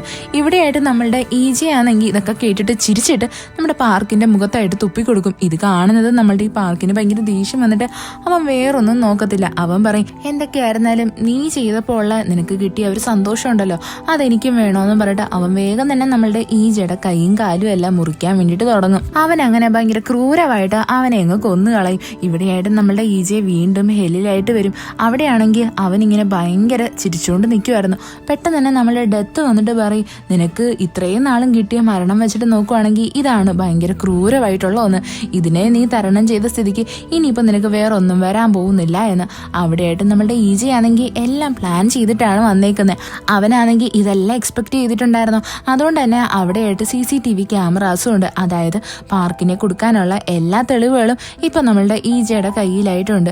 അപ്പൊ നമുക്ക് ഫ്ലാഷ് ബാക്ക് ഒന്ന് കാണിക്കും. അതായത് നമ്മളുടെ ഈ പാർക്കാണെങ്കിൽ ഈജയെ കൊല്ലുന്നതിന് മുന്നേ ആയിട്ട് അവൻ്റെ അടുത്ത് സംസാരിക്കുമ്പോൾ നമ്മളുടെ ഈജയെ പറയും എനിക്ക് നന്നായിട്ടറിയാം നീ തന്നെയാണ് നിന്റെ ബ്രദറിനെയും കൊന്നത് എന്ന്. ഇത് കേൾക്കുന്നത് നമ്മളുടെ ഈ പാർക്ക് ഭയങ്കര ഷോക്കായി പോയിട്ടുണ്ടായിരുന്നു. അവൻ ചോദിക്കും ഇതൊക്കെ നിനക്ക് എങ്ങനെ എങ്ങനെ അറിയാവുന്നതെന്ന്. യഥാർത്ഥത്തിൽ നമ്മളുടെ EJ ഇതെല്ലാം നല്ല ഓപ്പണായിട്ട് പറയുന്നത് അതെല്ലാം നമ്മളുടെ ഈ ഒരു CCTVയിൽ തെളിവായിട്ട് വരാൻ വേണ്ടിയിട്ടാണ്. ഇവിടെ പ്രസന്റ് ടൈമിൽ ഹെല്ലിൽ വെച്ചിട്ട് നമ്മളുടെ ഡെത്ത് ആണെങ്കിൽ EJ എടുത്ത് പറയും, നീ എങ്ങാണ് ആ പാർക്കിനെ കൊല്ലാൻ നോക്കിക്കഴിഞ്ഞാൽ ഉറപ്പായിട്ടും ഞാൻ നിങ്ങൾക്ക് രണ്ടുപേർക്കും ഇടയിലായിട്ട് വരുന്നതായിരിക്കും എന്ന്. അവിടെയായിട്ട് നമ്മളുടെ EJ പറയും, വേഗം തന്നെ എന്നെ അടുത്ത ലൈഫിലോട്ട് പറഞ്ഞു വിടുക എന്ന്. അങ്ങനെ നമ്മളുടെ ഡെത്ത് ആണെങ്കിൽ EJനെ വീണ്ടും ഷൂട്ട് ചെയ്ത് അങ്ങ് പറഞ്ഞു വിടും. അവനിപ്പോൾ കയറിയിരിക്കുന്ന വേറെ ആരുടെയും ദേഹത്തല്ല, നമ്മളുടെ ആ ഡിറ്റക്റ്റീവ് ഇല്ലേ, പേടിത്തൊണ്ടനായിട്ടുള്ള ഡിറ്റക്റ്റീവ്, അവന്റെ ദേഹത്ത് തന്നെയായിരുന്നു. അവനൊരാളിനെ പിടിക്കാൻ വേണ്ടിയിട്ട് പോകുമായിരുന്നു. എന്നാൽ അവനാണെങ്കിൽ കത്തി വെച്ചിട്ട് ഇവനെ അറ്റാക്ക് ചെയ്യാൻ വേണ്ടിയിട്ട് വരും. പെട്ടെന്ന് തന്നെ ഇവരുടെ കൂടെ ഉണ്ടായിരുന്ന ഒരു ഡിറ്റക്റ്റീവ് വന്നിട്ട് അവനെ അടിച്ച് ശരിയാക്കും.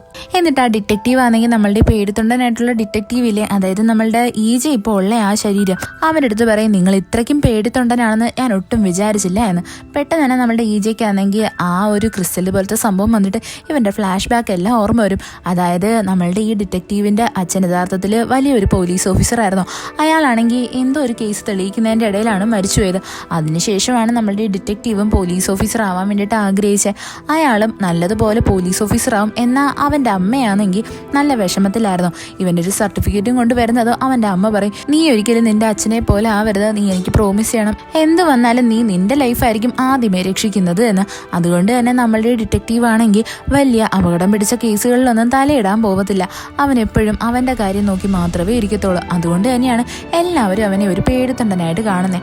അങ്ങനെ ഇരിക്കാൻ നേരത്ത് നമ്മളുടെ EJ ആണെങ്കിൽ ഇപ്പോൾ പ്രസന്റ് ടൈമിൽ കാണും. അതായത് നമ്മളുടെ ആ ബോക്സർ ആയിട്ടുള്ള ഒരുത്തനില്ലേ, അവനെ കൊന്ന് അവൻ്റെ ഒരു ബെസ്റ്റ് ഫ്രണ്ട് ഉണ്ടായിരുന്നല്ലോ, അവനാണെങ്കിൽ ഇവിടെ റോഡിൽ കിടന്നിട്ട് വേറൊരാളുടെ നേർക്ക് കത്തി വെച്ച് അവനെ പേടിപ്പിക്കുന്നത്. പെട്ടെന്ന് തന്നെ നമ്മളുടെ EJ ആണെങ്കിൽ അവിടേക്ക് വന്നിട്ട് ഈ ചെറുക്കനെ വിരട്ടാൻ തുടങ്ങും. എന്നിട്ട് പറയും, നീ എന്നെ വേറെ ആരായിട്ടും കാണുകയൊന്നും വേണ്ട, നിന്റെ ബെസ്റ്റ് ഫ്രണ്ടിനെ നീ കുത്തിയില്ലേ, അവൻ തന്നെയാണ് ഞാൻ എന്നും പറഞ്ഞിട്ട് നമ്മളുടെ EJ ആണെങ്കിൽ ഇവനെ കറക്കിയെടുത്ത് ഇവന്റെ കയ്യിലിരുന്ന ആ കത്തിയും പിടിച്ച് വാങ്ങി ഇവനെ എങ്ങ് ലോക്ക് ചെയ്ത് വെക്കും. പെട്ടെന്ന് തന്നെ അവിടെയായിട്ട് പോലീസുകാർ വന്നിട്ട് ഇവനെ പിടിച്ചുകൊണ്ടു പോകും. യഥാർത്ഥത്തിൽ നമ്മളുടെ EJ ഇപ്പം ഇങ്ങനെ ചെയ്യുന്നത് അവിടെ നിന്ന് ആൾക്കാരെല്ലാം നോക്കിക്കാണുമായിരുന്നു. അവരത് വീഡിയോ ഒക്കെ എടുത്തിട്ട് അതങ്ങ് വൈറലാകും. അങ്ങനെ നമ്മളുടെ EJ ആണെങ്കിൽ ഇപ്പോൾ ഭയങ്കര പോപ്പുലർ ആയിട്ടുണ്ട്. ഇതൊക്കെ നമ്മളുടെ EJയുടെ കൂടെ വർക്ക് ചെയ്യുന്ന കൊളീഗ്സിലെ അവരൊക്കെ കാണുന്നതും ഭയങ്കര ഷോക്കായിട്ടുണ്ടായിരുന്നു. അവർ വിചാരിക്കും, നമുക്കറിയാവുന്ന EJ തന്നെയാണോ ഇങ്ങനെയൊക്കെ ഫൈറ്റ് ചെയ്യുന്നത് എന്ന്. അത് കഴിഞ്ഞിട്ട് കാണിക്കുന്ന നമ്മളുടെ EJ ആണെങ്കിൽ അവൻ്റെ കൂടെ ഉള്ളൊരു കൊളീഗില്ലേ, അവനുമായിട്ട് നമ്മളുടെ ഈ പാർക്കാണെങ്കിൽ മറ്റേ ആ പെയിന്റിങ് ചെയ്യുന്ന സീരിയൽ കില്ലറിനെ കൊന്നില്ലേ, ആ സ്ഥലത്തായിട്ട് കൊണ്ടുപോകുന്നതാണ്. അവിടെ ചെന്നിട്ട് നമ്മളുടെ EJ ആണെങ്കിൽ അവിടെ ഉള്ള തെളിവുകളെല്ലാം എടുക്കാൻ തുടങ്ങും. കൂടത്തിൽ തന്നെ CCTVയിലെ ആ ഒരു ഫൂട്ടേജ് ഇല്ലേ, അതും അവൻ്റെ പെൻഡ്രൈവിലോട്ടാക്കിയിട്ട് ബാക്കി വീഡിയോസ് എല്ലാം ഡിലീറ്റ് ആക്കി കളയും. ഇത് നമ്മളുടെ EJയുടെ കൂടെ ഉണ്ടായിരുന്ന ഒരു കൊളീഗും കാണും. അവനത് നല്ലതുപോലെ നോട്ട് ചെയ്യും. പിന്നീട് കാണിക്കുന്ന എല്ലാ ആൾക്കാരും അവിടെ വന്നിട്ട് അവിടെ സെർച്ചിങ് ഒക്കെ നടത്തുന്നതാണ്. ഇവിടെ ഒരുപാട് ആൾക്കാരുടെ മർഡർ നടന്നിട്ടുണ്ട് എന്ന് എല്ലാവർക്കും മനസ്സിലാവും. അതേസമയം തന്നെ നമ്മളുടെ പാർക്കിനെ കാണിക്കും. അവരാണെങ്കിൽ ഇപ്പോൾ ഭയങ്കര സന്തോഷത്തിലായിരുന്നു. അവൻ വിചാരിക്കുന്നത് ഇങ്ങനെ കൊന്നു കഴിഞ്ഞാൽ ഇത്രയും സാറ്റിസ്ഫാക്ഷൻ കിട്ടുമെങ്കിൽ അവൻ ഇനിയും ആൾക്കാരെ കൊല്ലണോ എന്നാ. അങ്ങനെ അവൻ അവൻ്റെ സെക്രട്ടറി ആയിട്ട് ആ ഒരു സ്ഥലത്തിലോട്ട് വരാൻ വേണ്ടിയിട്ട് ഒരുങ്ങും. അതേസമയം തന്നെ നമ്മളുടെ ഈ പോലീസുകാരൊക്കെ ആ സ്ഥലത്ത് നിൽക്കുമല്ലേ. പെട്ടെന്ന് തന്നെ നമ്മളുടെ ഡിറ്റക്റ്റീവ് ആയിട്ടുള്ള EJ ആണെങ്കിൽ ഈ പാർക്കിനെ കാണുന്നതും അവൻ്റെ അടുത്ത് വന്നിട്ട് പറയും, നിങ്ങളിപ്പോൾ അങ്ങോട്ട് പോകരുത്, അവിടെ ഓൾറെഡി കുറച്ച് മരണങ്ങളൊക്കെ നടന്നിട്ടുണ്ട്. അതുകൊണ്ട് തന്നെ നിങ്ങൾ അങ്ങോട്ട് ചെന്ന് കഴിഞ്ഞാൽ നിങ്ങളെ ആയിരിക്കും ഡൗട്ട് അടിക്കാൻ പോകുന്നത്. നിങ്ങളുടെ രണ്ടുപേരുടെയും പേരൊന്ന് പറയണേന്ന് പറഞ്ഞിട്ട് അവരുടെ ഡീറ്റെയിൽസ് ഒക്കെ എഴുതി വാങ്ങിക്കും. കൂട്ടത്തിൽ തന്നെ നമ്മളുടെ EJ പറയും, പറയാൻ പറ്റത്തില്ലല്ലോ ഇതിലാരാണ് ഇവിടുത്തെ ഈ കുറ്റങ്ങളൊക്കെ ചെയ്തത് എന്ന്. പെട്ടെന്ന് തന്നെ നമ്മുടെ പാർക്കിനാണെങ്കിൽ ഈ ഡിറ്റക്റ്റീവായിട്ടുള്ള EJയുടെ അടുത്ത് കുറച്ച് സംശയങ്ങളൊക്കെ വരും. അത് കഴിഞ്ഞിട്ട് കാണിക്കുന്നത് നമ്മളുടെ ഈ EJ ആണെങ്കിൽ ഒരു റിപ്പോർട്ടറിനെ കാണാൻ വേണ്ടിയിട്ട് വരുന്നതാ. എന്നിട്ട് അയാളുടെ കയ്യിലായിട്ട് ഈ പെൻഡ്രൈവ് ഒക്കെ കൊടുക്കും. എന്തിനാന്ന് വെച്ച് കഴിഞ്ഞാൽ ഇവന്റെ പേടി എന്ന് പറഞ്ഞാൽ ഇനിയിപ്പോൾ ഒരു പക്ഷേ വേറെ ഏതെങ്കിലും പോലീസ് ഓഫീസറിന്റെ കയ്യിൽ കിട്ടിക്കഴിഞ്ഞാൽ അവർ നമ്മളുടെ പാർക്കുമായിട്ട് ചേർന്നയാണെങ്കിൽ ഉറപ്പായിട്ടും ഈ കേസിനെ തേച്ച് മാച്ച് കളയത്തില്ലേ. അതുകൊണ്ട് തന്നെ അവൻ ഈ പെൻഡ്രൈവിനെ ഡയറക്റ്റ് ഒരു റിപ്പോർട്ടറുടെ കയ്യിലായിട്ടാണ് കൊടുക്കുന്നത്. അതേപോലെ തന്നെ നമ്മളുടെ പാർക്കിനെ കാണിക്കും. അവനും ഇപ്പോൾ ഒരുപാട് സംശയങ്ങളൊക്കെ ഉണ്ടായിരുന്നു. അവൻ വേഗം തന്നെ ഒരു ഏജന്റിനെ വിളിക്കും. അത് വേറെ ആരുമല്ല, നമ്മളുടെ EJ ആണെങ്കിൽ മുന്നേ ഒരാളുടെ ദേഹത്ത് കയറിയിട്ടില്ലായിരുന്നോ, അതായത് ഈ ക്യാഷിന് വേണ്ടിയിട്ട് ഓരോന്നൊക്കെ ചെയ്യുന്നയാള്, അവന്റെ ആ ഒരു ബോസ് തന്നെയായിരുന്നു. അതായത് നമ്മുടെ ഈ പാർക്കെന്ന് പറഞ്ഞാൽ എല്ലാവരുമായിട്ട് കണക്റ്റഡ് ആണ്. പാർക്ക് അവിടെ പറയും, എനിക്ക് ആ ഡിറ്റക്റ്റീവായിട്ടുള്ള EJനെ പറ്റി നല്ല ഡൗട്ട് ഉണ്ട് എന്ന്. അവൻ എന്തൊക്കെയോ കാര്യങ്ങൾ അറിയാം. യഥാർത്ഥത്തിൽ നമ്മളുടെ ഡിറ്റക്റ്റീവായിട്ടുള്ള EJ ആണെങ്കിൽ ഇപ്പോൾ ഭയങ്കര ഫേമസ് ആയിട്ടുണ്ടായിരുന്നു. അവനിപ്പോൾ ഏത് കേസ് തെളിയിക്കാൻ വേണ്ടിയിട്ട് നോക്കിയാലും അതിലെല്ലാം അവൻ പ്രോ ആയിട്ടല്ലേ വരുന്നത്. അവൻ്റെ കൊളീഗ്സിൻ്റെ ഇടയിലും അവന് നല്ല ബഹുമാനം കിട്ടിയിട്ടുണ്ട്. അതേപോലെ തന്നെ നമ്മളുടെ ഡിറ്റക്റ്റീവ് EJയുടെ അടുത്തായിട്ട് അവൻ്റെ കൂടെ ഉള്ളൊരു കൊളീഗ് വന്നിട്ട് ചോദിക്കും, എനിക്കറിയാം നിങ്ങൾ അന്ന് ആ ഒരു സിസ്റ്റത്തിൽ കയറിയിട്ട് എന്തൊക്കെ നിങ്ങളുടെ പെൻഡ്രൈവിലോട്ടാക്കി എന്നിട്ട് കുറച്ച് ഡിലീറ്റ് ആക്കിയും കളഞ്ഞു എന്ന്. എന്തുവാ നിങ്ങൾ അന്ന് ചെയ്തത് എന്ന് അവൻ്റെ അടുത്ത് ഓപ്പണായിട്ട് ചോദിക്കും. അവിടെ നമ്മളുടെ ഈജയെ പറയും, അത് യഥാർത്ഥത്തിൽ ഇവിടെയുള്ള കില്ലറെന്ന് പറഞ്ഞത് ആ പാർക്ക് തന്നെയാണ്. അത് വേറെ ആരെങ്കിലും കൈ കിട്ടിക്കഴിഞ്ഞാൽ ഉറപ്പായിട്ടും അവർ ആ തെളിവെല്ലാം നശിപ്പിച്ചു കളയും. അതുകൊണ്ടാണ് ഞാനത് എൻ്റെ കയ്യിലേക്ക് ട്രാൻസ്ഫർ ചെയ്തെടുത്തത് എന്ന്. ഇതൊക്കെ കേൾക്കുന്നതും കൂടെ നിൽക്കുന്ന ആ കൊളീഗ് നല്ലതുപോലെ ഷോക്കായിട്ടുണ്ടായിരുന്നു. നമ്മളുടെ ഈജി ആണെങ്കിൽ തിരിച്ച് ആ ഓഫീസിലോട്ട് വരുന്നതും അവിടെ വെച്ചിട്ട് നമ്മളുടെ ഈജിയുടെ യഥാർത്ഥ അമ്മേനെ കാണും. അവനിത് കാണുന്നേ ഭയങ്കര ഷോക്കായി പോവും. യഥാർത്ഥത്തിൽ അവൻ്റെ അമ്മയ്ക്കാണെങ്കിൽ കുറച്ച് ക്യാഷ് കൊണ്ട് കൊടുത്തത് അമ്മ നല്ല സുഖമായിട്ട് ജീവിക്കാനല്ലേ. എന്നാൽ ഇപ്പം അമ്മ അതിൻ്റെ പേരിൽ തന്നെയാണ് പോലീസ് സ്റ്റേഷൻ കയറി ഇറങ്ങി നടക്കുന്നത്. നമ്മളുടെ ഈജി ആണെങ്കിൽ ഈ അമ്മേനെ പാസ് ചെയ്ത് പോകുന്നതും അമ്മ എന്ന് വിളിക്കും. പെട്ടെന്ന് തന്നെ ഈജയുടെ അമ്മ നല്ലതുപോലെ ഷോക്കാവും. അവരാണെങ്കിൽ തിരിഞ്ഞു നിന്നിട്ട് പറയും, കുറേ കാലത്തിന് ശേഷമാണ് എന്നെ ഒരാൾ അമ്മ എന്ന് വിളിക്കുന്നത്, എനിക്കിത് കേട്ടപ്പോൾ സന്തോഷമായി എന്ന്.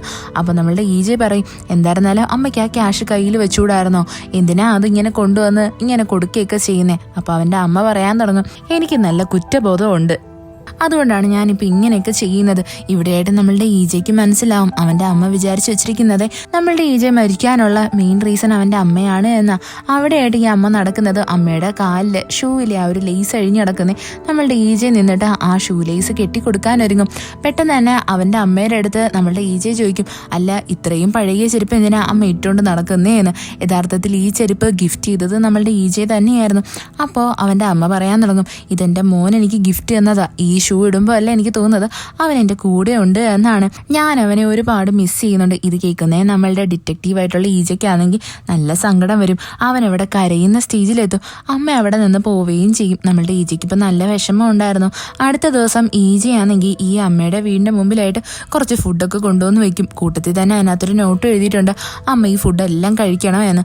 നമ്മളുടെ ഈജയുടെ അമ്മയാണെങ്കിൽ വന്ന് നോക്കുമ്പോൾ ഫുഡ് കണ്ട് അവർ ഞെട്ടിപ്പോവും. നോട്ട്സ് കാണുന്നതും അവർ വേഗം തന്നെ ആ ഫുഡും എടുത്ത് അകത്തോട്ട് കൊണ്ടുപോകും. നമ്മളുടെ ഈജ ഇതെല്ലാം ദൂരെ നിന്ന് നോക്കി കാണുമായിരുന്നു. അവൻ അവിടെ നിന്ന് നടന്നു പോകുന്നതും ഒരാൾ വന്നിട്ട് നമ്മളുടെ ഈജനെ വന്നങ്ങ് അറ്റാക്ക് ചെയ്യും. ഇത് നമ്മളുടെ പാർക്ക് പറഞ്ഞിട്ട് തന്നെയാണ് ഇവനെ അറ്റാക്ക് ചെയ്യാൻ വേണ്ടിയിട്ട് വന്നേക്കുന്നത്. അതിനുശേഷം കാണിക്കുന്നത് നമ്മളുടെ ആ പാർക്കിനെയാണ്. അവൻ്റെ അച്ഛനാണെങ്കിൽ ഇപ്പം ഇവൻ്റെ ചെയ്ത തെറ്റുകളെ പറ്റിയെല്ലാം നല്ലതുപോലെ ബോധം ഉണ്ടായിട്ടുണ്ട്. അയാളാണെങ്കിൽ നമ്മളുടെ പാർക്കിനെ മോണിറ്റർ ചെയ്യാൻ വേണ്ടിയിട്ട് കുറേ ആൾക്കാരെ ഏർപ്പാടാക്കിയിട്ടുണ്ട്. ഇതിനെപ്പറ്റി എല്ലാം പാർക്കിന് മനസ്സിലാവും. അവൻ അങ്ങനെ വന്ന് അവൻ്റെ അച്ഛൻ്റെ അടുത്ത് കാര്യം ചോദിക്കും. അവൻ്റെ അച്ഛൻ പറയും, നിന്നെ അങ്ങനെ വെറുതെ വിടാൻ പറ്റത്തില്ലല്ലോ, അതുകൊണ്ടാണ് ഞാൻ ഇങ്ങനെയൊക്കെ ചെയ്തത് എന്ന്. പാർക്ക് ഇപ്പോൾ നല്ല ദേഷ്യത്തിലായിരുന്നു. അവനാണെങ്കിൽ പോകുന്ന വഴിയിൽ കണ്ട കാറുകളിലെ എല്ലാം നല്ലതുപോലെ ഇടിച്ച് ആക്സിഡന്റ് ആക്കിയിട്ട് അതിനകത്തുള്ള ആൾക്കാരെയൊക്കെ കൊന്നും കളയും. എന്നിട്ട് അവൻ നേരെ വരുന്നതേ ഒരു ചർച്ചിലായിട്ടാണ്. അവിടെ വന്നിട്ട് അവൻ പറയും, ഞാൻ തന്നെയാണ് ദൈവം, എനിക്ക് ഇഷ്ടമുണ്ടെങ്കിൽ ഞാൻ ജീവൻ കൊടുക്കും, ഇഷ്ടമില്ലെങ്കിൽ ഞാൻ അവരെ കൊന്നു കളയൂ എന്ന്.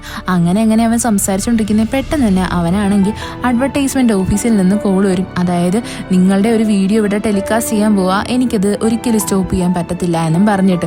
ഇതറിയുന്നത് നമ്മളുടെ പാർക്ക് ഭയങ്കര ടെൻഷനാവും. അവൻ വേഗം തന്നെ നമ്മളുടെ ആ ഡിറ്റക്റ്റീവായിട്ടുള്ള ഈജനെ കൊല്ലാൻ വേണ്ടിയിട്ട് കുറച്ച് ആൾക്കാരെ ഏൽപ്പിച്ചില്ലേ, അവരെ കോൾ ചെയ്യും. എന്നാൽ കോൾ എടുക്കുന്നത് നമ്മളുടെ ഈജെ തന്നെയായിരുന്നു. ഇത് കേൾക്കുന്നതും പാർക്ക് നല്ലതുപോലെ ഞെട്ടും.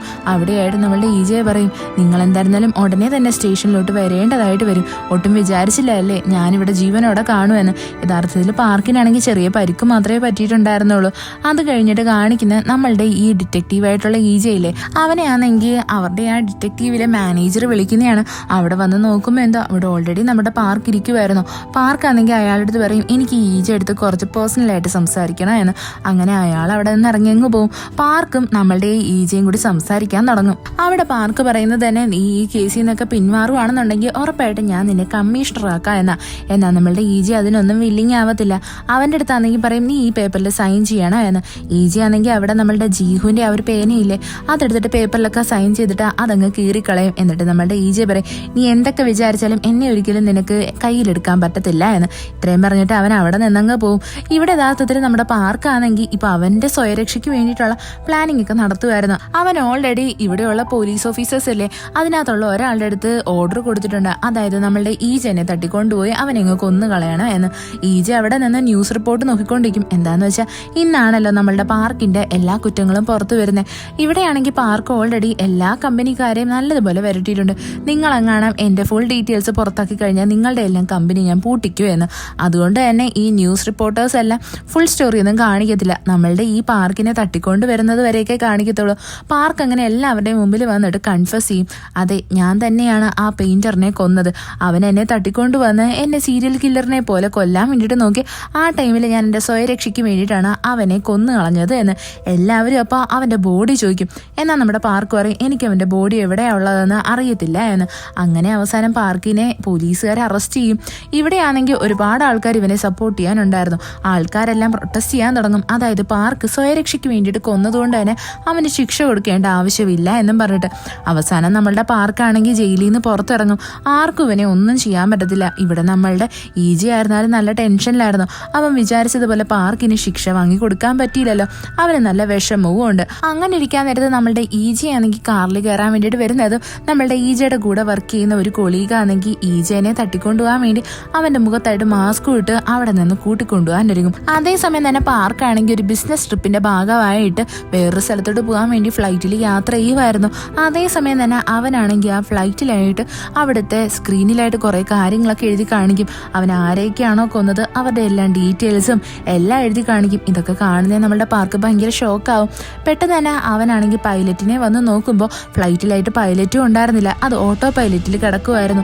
ഇതൊക്കെ കണ്ട് നമ്മളുടെ പാർക്ക് ഭയങ്കരമായിട്ട് ഞെട്ടിപ്പോവും. പെട്ടെന്ന് തന്നെ അവിടെയുള്ള സ്ക്രീനിലായിട്ട് നമ്മളുടെ ഈജയ്ക്ക് എന്തൊക്കെയാണോ പറയാനുള്ളത് അതെല്ലാം എഴുതി കാണിക്കും. അതായത് 30 സെക്കൻഡിനുള്ളിലായിട്ട് ഈ ഫ്ലൈറ്റ് നശിക്കാൻ പോവുകയാണ്. നിനക്ക് പറ്റുമെന്നുണ്ടെങ്കിൽ രക്ഷപ്പെടാൻ നോക്ക്. നീ ഇതേപോലെയല്ലേ നിന്റെ ബ്രദറിനെ കൊന്നത് എന്നൊക്കെ പറഞ്ഞിട്ട് പെട്ടെന്ന് തന്നെ നമ്മളുടെ പാർക്കാണെങ്കിൽ അവിടെയായിട്ട് പാരഷൂട്ടൊക്കെ നോക്കാനായിട്ട് തുടങ്ങും. ഈ ഫ്ലൈറ്റ് ആണെങ്കിൽ പൊട്ടിത്തെറിക്കാനായിട്ട് ഒരുങ്ങുന്നതും പെട്ടെന്ന് തന്നെ അവൻ അവിടെ നിന്ന് എടുത്തങ്ങ് ചാടും. അതും പാരഷൂട്ടിലാണ് എടുത്ത് ചാടുന്നത്. അവൻ അങ്ങനെ ഒരു കാടിന്റെ ഏരിയയിലായിട്ട് വരും. പെട്ടെന്ന് തന്നെ നമുക്കൊരു ഫ്ലാഷ് ബാക്ക് കാണിക്കും. അതായത് നമ്മളുടെ ഈജനെ തട്ടിക്കൊണ്ടുപോകാൻ വേണ്ടിയിട്ട് ഒരു പോലീസ് ഓഫീസറിന്റെ അടുത്ത് പറഞ്ഞില്ലേ, അതെല്ലാം വെറും നാടകമായിരുന്നു.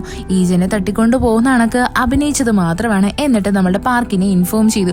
പോരാത്തന്നെ നമ്മളുടെ ഈജ ഇവിടെ ഇത്രയും നാളും അവൻ ആരുടെയൊക്കെ ബോഡിയിലാണോ കയറിയത് അവരുടെ എല്ലാവരുടെയും ടാലന്റ് യൂസ് ചെയ്തിട്ട് അവനിവനെ ട്രാപ്പ് ആക്കാനുള്ള കുറേ കാര്യങ്ങളൊക്കെ ചെയ്തിട്ടുണ്ടായിരുന്നു.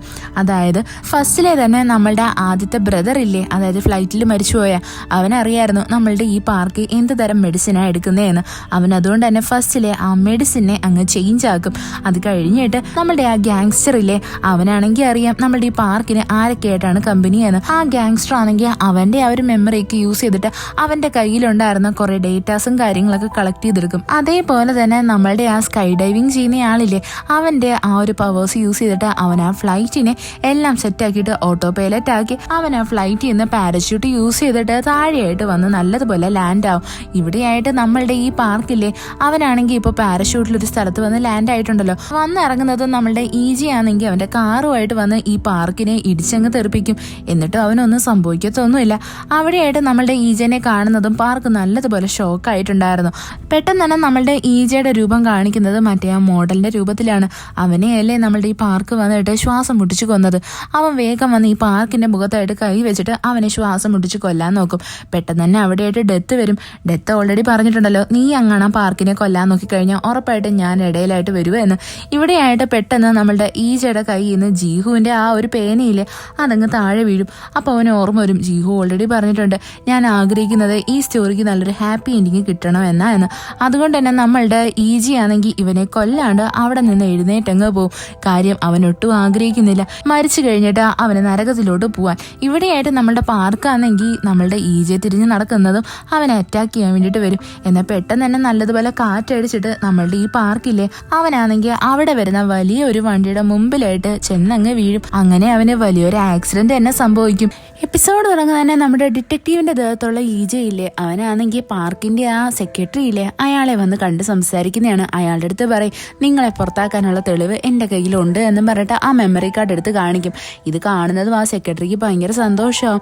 അയാൾ ഉടനെ തന്നെ നമ്മളുടെ ഈജി എടുത്ത് താങ്ക് യു ഒക്കെ പറയും. എന്നാൽ ഈജി എന്ത് ചെയ്യുമെന്ന് വെച്ചാൽ ആ മെമ്മറി കാർഡ് ഇയാളുടെ മുമ്പിൽ വെച്ച് തന്നെ നശിപ്പിച്ചങ്ങ് കളയും. ഇത് കാണുന്നതും ആ സെക്രട്ടറി നമ്മളുടെ ഈജിയെ നല്ലതുപോലെ വരട്ടാൻ തുടങ്ങും. അവൻ പറയും, ഞാൻ നിന്നെ വെറുതെ വിടത്തില്ല എന്ന്. എന്നാൽ ഇവിടെ നമ്മളുടെ ഈജി ആണെങ്കിൽ ഇയാൾ പണ്ട് നമ്മളുടെ ആ ബോക്സറായിട്ടുള്ള ചെറുക്കൻ്റെ അടുത്ത് എന്താണോ പറഞ്ഞത് അതേ ഡയലോഗ് തന്നെ അടിക്കും. ഞാൻ വിചാരിച്ചു കഴിഞ്ഞാൽ നിന്നെ ജീവിതകാലം മൊത്തവും ഈ ജയിലിലിടാൻ പറ്റുമെന്ന്. അത് കഴിഞ്ഞിട്ട് കാണിക്കുന്ന എല്ലാവരും നമ്മളുടെ പാർക്ക് ചെയ്ത എല്ലാ കൊലക്കുറ്റങ്ങളെ പറ്റിയൊക്കെ അറിയുന്നതാണ്. ഇതിനെ പറ്റിയൊക്കെ റിവീൽ ആയതുകൊണ്ട് തന്നെ പാർക്കിന്റെ അച്ഛനാണെങ്കിൽ അയാളുടെ ആ സ്ഥാനത്ത് നിന്നൊക്കെ ഇങ്ങ് രാജിവെക്കും. അതേപോലെ തന്നെ നമ്മുടെ പാർക്കാണെങ്കിലേ 2 കാലം മുറിഞ്ഞു പോയിട്ട് ഇപ്പൊ കോമാ സ്റ്റേജിൽ കിടക്കുവാണ്. ഇത് കാണുന്നേ നമ്മളുടെ ഈജിക്ക് നല്ല സന്തോഷമാവും. അവൻ അത് കഴിഞ്ഞിട്ട് നേരെ വരുന്നതേ നമ്മളുടെ ഹീജുവിന്റെ ആ ഒരു മെമ്മോറിയൽ ഹാളിന്റെ അടുത്തായിട്ടാണ്. അവിടെ എത്തുന്നതും അവൻ ഭയങ്കര ഇമോഷണൽ ആയിട്ടുണ്ടായിരുന്നു. അതായത് നമ്മളുടെ ഹീജു എങ്ങനെയാണോ നമ്മളുടെ ഈജയുടെ മരണത്തിന് ശേഷം ഭയങ്കര അപ്സെറ്റ് ആയത്, അതേ ഫീലിംഗ് തന്നെ ഇപ്പൊ അവനും ഉണ്ടായിക്കൊണ്ടിരിക്കുന്നത്. അത് കഴിഞ്ഞിട്ട് കാണിക്കുന്ന കുറേ സമയം കഴിഞ്ഞു പോകുന്നതാണ്. ഇപ്പൊ നമ്മളുടെ ഈജി ആണെങ്കിൽ അവൻ്റെ മരണത്തിന് വേണ്ടിയിട്ട് വെയിറ്റ് ചെയ്ത് നിൽക്കുമായിരുന്നു. അവൻ ഒരുപാട് ക്രിമിനൽസിനെ എല്ലാം പിടിക്കും. ഇപ്പം അവന് ഫീൽ ചെയ്യുന്നത് തന്നെ ഇവൻ ആദ്യം തൊട്ടേ ഒരു വലിയൊരു ഡിറ്റക്റ്റീവ് ആയിരുന്നു എന്നാണ്. അങ്ങനെ ഇരിക്കാൻ നേരത്ത് ഒരു കേസ് വാദിക്കുന്നതും നമ്മളുടെ ഈജിയുടെ അസിസ്റ്റന്റിലെ അവന് ചെറിയൊരു പരിക്ക് വരും. ഇവനെയും കൊണ്ട് ഒരു ഹോസ്പിറ്റലിൽ വരുന്നതും അവിടെയായിട്ട് ഈ അസിസ്റ്റന്റിന്റെ ഭാര്യയും കുഞ്ഞും എത്തിയിട്ടുണ്ടായിരുന്നു. ഇവരെ കാണുന്നേ നമ്മളുടെ ഈജയ്ക്ക് നല്ല സന്തോഷമാവും. ഈജി അങ്ങനെ അവൻ്റെ മോളെയും വിളിച്ചുകൊണ്ട് വന്ന് ക്യാൻറ്റീനിൽ വന്ന് ഫുഡ് കഴിക്കാൻ തുടങ്ങും. അവിടെ ആ കൊച്ചു പറയും എൻ്റെ അച്ഛൻ എപ്പോഴും പരിക്ക് പറ്റുമെന്ന്. ഇത് കാണുന്നേ നമ്മളുടെ ഈജി ആണെങ്കിൽ ആ കുഞ്ഞിന് പ്രോമിസ് കൊടുക്കും, ഇനി ഒരിക്കലും നിന്റെ അച്ഛന് ഒരാപത്തും വരാൻ ഞാൻ സമ്മതിക്കത്തില്ല എന്ന്. അവിടെ ആ കൊച്ചു പറയാം അങ്കിളിന് നല്ല പരിക്ക് പറ്റിയിട്ടുണ്ടല്ലോ, നിങ്ങൾ സൂക്ഷിക്കണം എന്ന്. അത് കഴിഞ്ഞിട്ട് കാണിക്കുന്ന നമ്മളുടെ ഈ ഈജി ആണെങ്കിൽ ഈ ഫാമിലിനെ കണ്ടിട്ട് ഭയങ്കരമായിട്ട് സന്തോഷിക്കുന്നേ. അവൻ വിചാരിക്കും ഞാനന്ന് സൂയിസൈഡ് ചെയ്തില്ലായിരുന്നെങ്കിൽ എനിക്കും ഇപ്പോൾ ഇതേപോലൊരു ഫാമിലി കണ്ടേനെ എന്ന്. അത് കഴിഞ്ഞിട്ട് കാണിക്കുന്നത് ഇവരൊരു ആളിനെ പിടിക്കാൻ വേണ്ടി പോകുന്നതും അയാളാണെങ്കിൽ ഒരു ടെറസിൻ്റെ മുകളിൽ ചെന്നിട്ട് നമ്മുടെ ഈജേനെയും അതേപോലെ തന്നെ അവൻ്റെ അസിസ്റ്റൻറ്റിനെയും ഷൂട്ട് ചെയ്യുന്നതാണ്. ഇവിടെ അവൻ്റെ അസിസ്റ്റൻറ്റിന് കാലിനായിട്ട് ചെറിയൊരു ഷൂട്ട് കൊണ്ടിട്ടുണ്ടായിരുന്നു. പെട്ടെന്ന് തന്നെ അയാളാണെങ്കിൽ വീണ്ടും അവനെ ഷൂട്ട് ചെയ്യാൻ വരുന്ന കാണുന്നേ നമ്മളുടെ ഈജയ്ക്ക് ഓർമ്മ വരും. അതായത് ഇവൻ ഓൾറെഡി അവൻ്റെ മോക്ക് വേണ്ടിയിട്ട് ഒരു പ്രോമിസ് കൊടുത്തിട്ടുണ്ടല്ലോ, നിന്റെ അച്ഛനൊന്നും വരാൻ ഞാൻ സമ്മതിക്കത്തില്ല എന്ന്. അതുകൊണ്ട് തന്നെ നമ്മളുടെ ഈജി ആണെങ്കിൽ പെട്ടെന്ന് തന്നെ ഈ ഷൂട്ട് ചെയ്യുന്ന അവനില്ലേ ആ ക്രിമിനലുമായിട്ട് ആ ഒരു ടെറസിൻ്റെ മുകളിൽ നിന്ന് എടുത്തങ്ങ് ചാടും. അങ്ങനെ നമ്മളുടെ ഈജയുടെ മരണം സംഭവിക്കും. ഇനിയിപ്പോൾ നമ്മളുടെ യഥാർത്ഥ ഈജയ്ക്കാണെങ്കിൽ 3 ലൈഫ് മാത്രമേ ബാക്കി ഉണ്ടായിരുന്നുള്ളൂ. അവനിപ്പോൾ വീണ്ടും ഹെല്ലിൽ എത്തിയിട്ടുണ്ട്. ഇവിടെ വെച്ചിട്ട് നമ്മളുടെ ഡെത്ത് ആണെങ്കിൽ അവൻ്റെ അടുത്ത് ചോദിക്കും, നീ എന്തിനാ ഇപ്പം മരിച്ചത്, നിന്റെ മരണത്തിനുള്ള സമയമായിട്ടില്ലായിരുന്നല്ലോ. അവിടെയായിട്ട് നമ്മുടെ ഈജെ പറയും, ഞാനാണെങ്കിൽ ആ കൊച്ചുകുട്ടിക്ക് കൊടുത്ത വാക്കാണ് ഇവിടെ പാലിച്ചത്, ഞാൻ അവൾക്ക് വേണ്ടിയിട്ടാണ് അവളുടെ അച്ഛനെ പ്രൊട്ടക്ട് ചെയ്തത് എന്ന്. ഉടനെ തന്നെ നമ്മുടെ ഡെത്ത് ചോദിക്കും, അതിന് നീ യഥാർത്ഥത്തിൽ ഇവിടെ ആരാ, നിനക്കതിന് നിൻ്റേതായിട്ടുള്ളൊരു ഐഡൻറ്റിറ്റി ഉണ്ടോ, നിന്നെ ആരെങ്കിലും തിരിച്ചറിഞ്ഞിട്ടുണ്ടോ? ഇത് കേൾക്കുന്നേ നമ്മളുടെ ഈജയ്ക്കൊന്നും മനസ്സിലാവത്തില്ല. അത് കഴിഞ്ഞിട്ട് പെട്ടെന്ന് തന്നെ നമ്മളുടെ ഈ ഡെത്ത് ആണെങ്കിൽ ഇവനെ അടുത്ത ഷൂട്ട് ചെയ്തിട്ട് അടുത്ത ലൈഫിലോട്ട് പറഞ്ഞുവിടും. ഇവനിപ്പോൾ കയറിയിരിക്കുന്നതിന് ഒരു പിച്ചക്കാരൻ്റെ ദേഹത്തായിട്ടായിരുന്നു. അവനാണെങ്കിൽ അവിടെ നോക്കുമ്പോൾ ടി വിയിലെല്ലാം നമ്മളുടെ ഡിറ്റക്റ്റീവിനെ പറ്റിയാണ് പറഞ്ഞിരിക്കുന്നത്. അതായത് ഈ കാര്യങ്ങളൊക്കെ ചെയ്തത് നമ്മളുടെ ഈജി ആണെങ്കിലും ഫേമസ് ആയിരിക്കുന്നത് ഫുള്ള് നമ്മളുടെ ആ ഡിറ്റക്റ്റീവ് തന്നെയല്ലേ. അവനെയാണ് ഇവിടെ എല്ലാവരും പ്രൈസ് ചെയ്തുകൊണ്ടിരിക്കുന്നത്. അങ്ങനെ നമ്മളുടെ ഈ പിച്ചക്കാരനാണെങ്കിൽ നേരെ അവൻ്റെ ഫ്യൂണറൽ ഹാളിലായിട്ട് വരും. അവിടെ ഒരുപാട് വലിയ വലിയ ആൾക്കാരൊക്കെ ഇവന് വേണ്ടിയിട്ട് ബൊക്കെ വെച്ചിട്ടുണ്ടായിരുന്നു. പോരാത്തതിന് എല്ലാവരും നമ്മളുടെ ഈ പിച്ചക്കാരനെ കാണുന്നതും അവനെ പിടിച്ച് മാറ്റാൻ വേണ്ടിയിട്ട് നോക്കും. അതേപോലെ തന്നെ അവിടെയുടെ പ്രസിഡന്റും ഒക്കെ വരും. ഇതൊക്കെ കാണുന്നത് നമ്മളുടെ ഈജിക്ക് നല്ല സന്തോഷമാവുമെങ്കിലും ഇവനെ ആരും തിരിച്ചറിയാത്തത് ആലോചിച്ചിട്ട് ഇവന് നല്ല സങ്കടം ഉണ്ടായിരുന്നു. അത് കഴിഞ്ഞിട്ട് കാണിക്കുന്ന നമ്മളുടെ ഡിറ്റക്റ്റീവായിട്ടുള്ള ഈജി ആണെങ്കിൽ കമ്പനി ആയിട്ടുള്ള ആ കൊച്ചുകുട്ടിയില്ലേ അവളെ കാണുന്നതാ. പിച്ചക്കാരനായിട്ടുള്ള ഈജി ആണെങ്കിൽ അവളെ നോക്കി ഹായ് കാണിക്കും. എന്നാൽ ഈ കൊച്ചാണെങ്കിൽ അവിടെ നിന്ന് കരയുന്നുണ്ടായിരുന്നു. അവൾ ഇവനെ കണ്ട് പേടിച്ചിട്ട് അവിടെ നിന്നങ്ങ് പോവും. ഇവിടെയായിട്ട് നമ്മളുടെ പിച്ചക്കാരനായിട്ടുള്ള ഈജിക്കാണെങ്കിൽ നല്ല വിഷമം ഉണ്ടായിരുന്നു. അവനെ ആരും തിരിച്ചറിയാത്തതിൽ അവൻ ചെയ്ത കാര്യങ്ങൾക്കുള്ള ക്രെഡിറ്റ് എല്ലാം പോയിരിക്കുന്ന ആ ഡിറ്റക്റ്റീവിന് തന്നെയല്ലേ. ഇവിടെയായിട്ട് ഒരു ഡിറ്റക്റ്റീവ് ആണെങ്കിൽ നമ്മളുടെ ഈജനെ കാണുന്നതും അവന് കുറച്ച് ഫ്രൂട്ട്സ് എടുത്തുകൊണ്ടൊന്ന് കൊടുക്കും. അവനൊരു പിച്ചക്കാരനാണ് എന്ന് ആലോചിച്ചിട്ട്. ഇത് കാണുന്നേ നമ്മളുടെ ഈജയ്ക്ക് വീണ്ടും അങ്ങ് ഒരുമാതിരിയാവും. അതേപോലെ തന്നെ അവൻ ആ സ്റ്റെയറിൻ്റെ അടുത്ത് വരുന്നതും അവിടെയായിട്ട് നമ്മുടെ അസിസ്റ്റൻ്റ് ഇരുന്ന് കരയുന്നതാണ്. അവൻ വിചാരിച്ചു വെച്ചിരിക്കുന്നത് നമ്മളുടെ ഡിറ്റക്റ്റീവായിട്ടുള്ള ഈജയെ മരിക്കാനുള്ള റീസണേ അവനാണ് എന്നല്ലേ. ഇവിടെയായിട്ട് നമ്മുടെ പിച്ചക്കാരനായിട്ടുള്ള ഈജ എന്നേ പറയും, ഇവിടെ നിന്റെ തെറ്റൊന്നുമില്ല, നീ അത് ആലോചിച്ച് വിഷമിക്കേണ്ട കാര്യമൊന്നുമില്ല, അവിടെ അവൻ സ്വന്തമായിട്ടല്ലേ അവൻ്റെ ഫ്യൂച്ചർ തീരുമാനിച്ചത് എന്നൊക്കെ. എന്നാൽ ഇതൊക്കെ കേൾക്കുന്നേ നമ്മുടെ അസിസ്റ്റന്റ് നല്ല ദേഷ്യം വരും. അവനാണെങ്കിൽ പെട്ടെന്ന് തന്നെ നമ്മളുടെ പിച്ചക്കാരനെ പിടിച്ചെടുത്തിട്ട് വരും. നിങ്ങൾക്ക് എന്തറിയാം, നിങ്ങൾ വെറും ഒരു പിച്ചക്കാരനല്ലേ എന്നും പറഞ്ഞിട്ട് അവനെ ഇൻസൾട്ട് ചെയ്യും. ഇതൊക്കെ കേൾക്കുന്നേ നമ്മളുടെ ഈജയ്ക്ക് അങ്ങ് ഒരുമാതിരിയാവും. അവൻ വേഗം തന്നെ അവിടെ നിന്ന് പോകാനൊരുങ്ങും. പെട്ടെന്ന് തന്നെ നമ്മളുടെ ക്രിസ്റ്റൽ പോലത്തെ ആ ഒരു കല്ലില്ലേ അത് അവൻ്റെ അടുത്തോട്ട് അപ്രോച്ച് ചെയ്ത് വരുന്നത് നമ്മളുടെ ഈജയെ പേടിച്ച് ആ സ്റ്റെയർ ഇറങ്ങാനായിട്ട് ഒരുങ്ങും. പെട്ടെന്ന് തന്നെ അവൻ ആ സ്റ്റെയറിൽ നിന്ന് തറയിൽ വീണിട്ട് അവിടെയായിട്ടങ്ങ് മരിച്ചു പോകും. അങ്ങനെ വീണ്ടും നമ്മളുടെ ഈജി ആണെങ്കിൽ തിരിച്ച് ആ ഹെല്ലിലായിട്ട് വരും. അവിടെ എത്തുന്നത് നമ്മളുടെ ഈജിയെ പറയും, പെട്ടെന്ന് തന്നെ എന്നെ ഇനി അടുത്ത 2 ലൈഫിലോട്ടും പറഞ്ഞു വിട്, അത് കഴിയുമ്പോൾ ഈ ഒരു പാറ്റേൺ അങ്ങ് തീരുമല്ലോ, എനിക്ക് സ്വസ്ഥമാവാമല്ലോ. എന്നാൽ നമ്മളുടെ ഡെത്ത് ഇവിടെ പറയുന്നത് തന്നെ നിനക്ക് അങ്ങനെയൊന്നും ഫ്രീ ആവാൻ പറ്റത്തില്ല, നീ മരണം എല്ലാം കഴിഞ്ഞ് വരുന്നതും അവസാനം നിനക്ക് വേണ്ടിയിട്ട് വലിയൊരു ശിക്ഷ എന്നെ കാത്തിരിക്കുന്നത് എന്ന് പറയും. ഇതും പറഞ്ഞിട്ട് നമ്മളുടെ ഈജനെ വീണ്ടും അവരങ്ങ് ഷൂട്ട് ചെയ്യും. ഇപ്പം നമ്മളുടെ ഈജി ആണെങ്കിൽ വീണ്ടും ഒരാളുടെ ശരീരത്തിലോട്ട് വന്നേക്കുമല്ലേ. അത് വേറെ ആരുമല്ല, നമ്മളുടെ ഈജി ആണെങ്കിൽ ഇന്റർവ്യൂവിന് പോകാൻ നേരത്ത് അവൻ്റെ മുമ്പിലായിട്ട് ഒരാൾ സൂയിസൈഡ് ചെയ്തില്ലേ, അതേയാളുടെ ദേഹത്ത് തന്നെയാണ് നമ്മളുടെ നമ്മളുടെ ഈജ ഇപ്പോൾ കയറിയിരിക്കുന്നത്. അതായത് ഇവനിപ്പോൾ പാസ്റ്റിലോട്ടാണ് പോയിരിക്കുന്നത്. ഇവിടെ നമ്മളുടെ ഈജയ്ക്ക് അതൊന്നും മനസ്സിലാവത്തില്ല. പെട്ടെന്ന് തന്നെ ആ ഒരു ക്രിസ്റ്റൽ പോലത്തെ സ്റ്റോൺ വരുന്നതും അവനാണെങ്കിൽ അയാളുടെ ലൈഫിൽ നടക്കുന്ന കാര്യങ്ങളെല്ലാം മനസ്സിലാവും. യഥാർത്ഥത്തിൽ നമ്മളുടെ ഈജ ഏത് ജീവിതമാണ് ആഗ്രഹിച്ചത് അതേ ലൈഫ് തന്നെയാണ് ഇയാൾക്കും കിട്ടിയിട്ടുള്ളത്. ആഗ്രഹിച്ച ജോലി അതേപോലെ കുടുംബം എല്ലാം ഉണ്ട്. എന്നാൽ പെട്ടെന്ന് ഒരു ദിവസം ഇയാളുടെ ജോലി നഷ്ടപ്പെടും. അതേപോലെ തന്നെ ഇയാളുടെ വൈഫാണെങ്കിൽ ഇയാൾക്ക് ഡിവോഴ്സ് കൊടുക്കും. ഇയാളുടെ കുട്ടിയായിട്ട് അവരെവിടേക്കോ പോവും. ഇതൊക്കെ അറിയുന്നതും ഇയാളാണെങ്കിൽ ഭയങ്കര ഡിപ്രസ്ഡ് ആവും. അങ്ങനെ ഇയാളാണെങ്കിൽ മരിക്കാൻ വേണ്ടിയിട്ട് തീരുമാനിക്കും. ഇതൊക്കെ അറിയുന്നതും നമ്മളുടെ ഈജയെ വിചാരിക്കും, ഇങ്ങനെ ജീവിച്ചിട്ട് എന്തിനാ, ഞാൻ മരിക്കാൻ വേണ്ടിയിട്ട് എപ്പോഴാണോ തീരുമാനിച്ചത് അതേ ഒരു മൊമെന്റിൽ തന്നെയല്ലേ ഇയാളും ഇപ്പം നിൽക്കുന്നത്. അതുകൊണ്ട് ഇയാളുടെ ആ ഒരു ആഗ്രഹം സാധിച്ചു കൊടുക്കാമെന്നും പറഞ്ഞിട്ട് ഇവൻ അവിടെ നിന്ന് ഓടി ഒരു വണ്ടിയുടെ മുമ്പിലായിട്ട് വന്ന് നിന്ന് സൂയിസൈഡ് ചെയ്യാൻ ശ്രമിക്കും. എന്നാൽ അതേസമയം തന്നെ നമ്മളുടെ പാസ്റ്റിലുള്ള ഈജേനെയും കാണിക്കുന്നുണ്ട്. അവൻ ഇന്റർവ്യൂവിന് പോകാൻ വേണ്ടിയിട്ട് ഒരുങ്ങുമായിരുന്നു. ഇയാൾ വേഗം തന്നെ വന്ന് റോഡിന്റെ നടുക്കായിട്ട് നിൽക്കുന്നത് നമ്മുടെ പാർക്കിന്റെ കാർ വന്ന് ഇടിച്ച് ഇയാൾക്ക് ആക്സിഡന്റ് ആവും. ഇയാളാണെങ്കിൽ വന്ന് തെറിച്ച് വീഴുന്ന നമ്മളുടെ ഈജയുടെ മുമ്പിലായിട്ടല്ലേ. ഇയാൾ പഴയ ഈജേനെ ഫ്രണ്ടിലായിട്ട് കാണുന്നതും ഭയങ്കരമായിട്ട് ഷോക്കായി പോവും. അയാൾ വേഗം തന്നെ നമ്മളുടെ ഈജയുടെ കോളറിലായിട്ട് പിടിച്ച് പറയാൻ ഒരുങ്ങുന്നത് തന്നെ നീ ഒരിക്കലും സൂയിസൈഡ് ചെയ്യരുത് എന്നാണ്. എന്നാൽ ഇതൊക്കെ പറയുന്നതിന് മുന്നേ തന്നെ അയാൾ ആ സ്പോട്ടിൽ തന്നെ അങ്ങ് മരിച്ചു പോകും.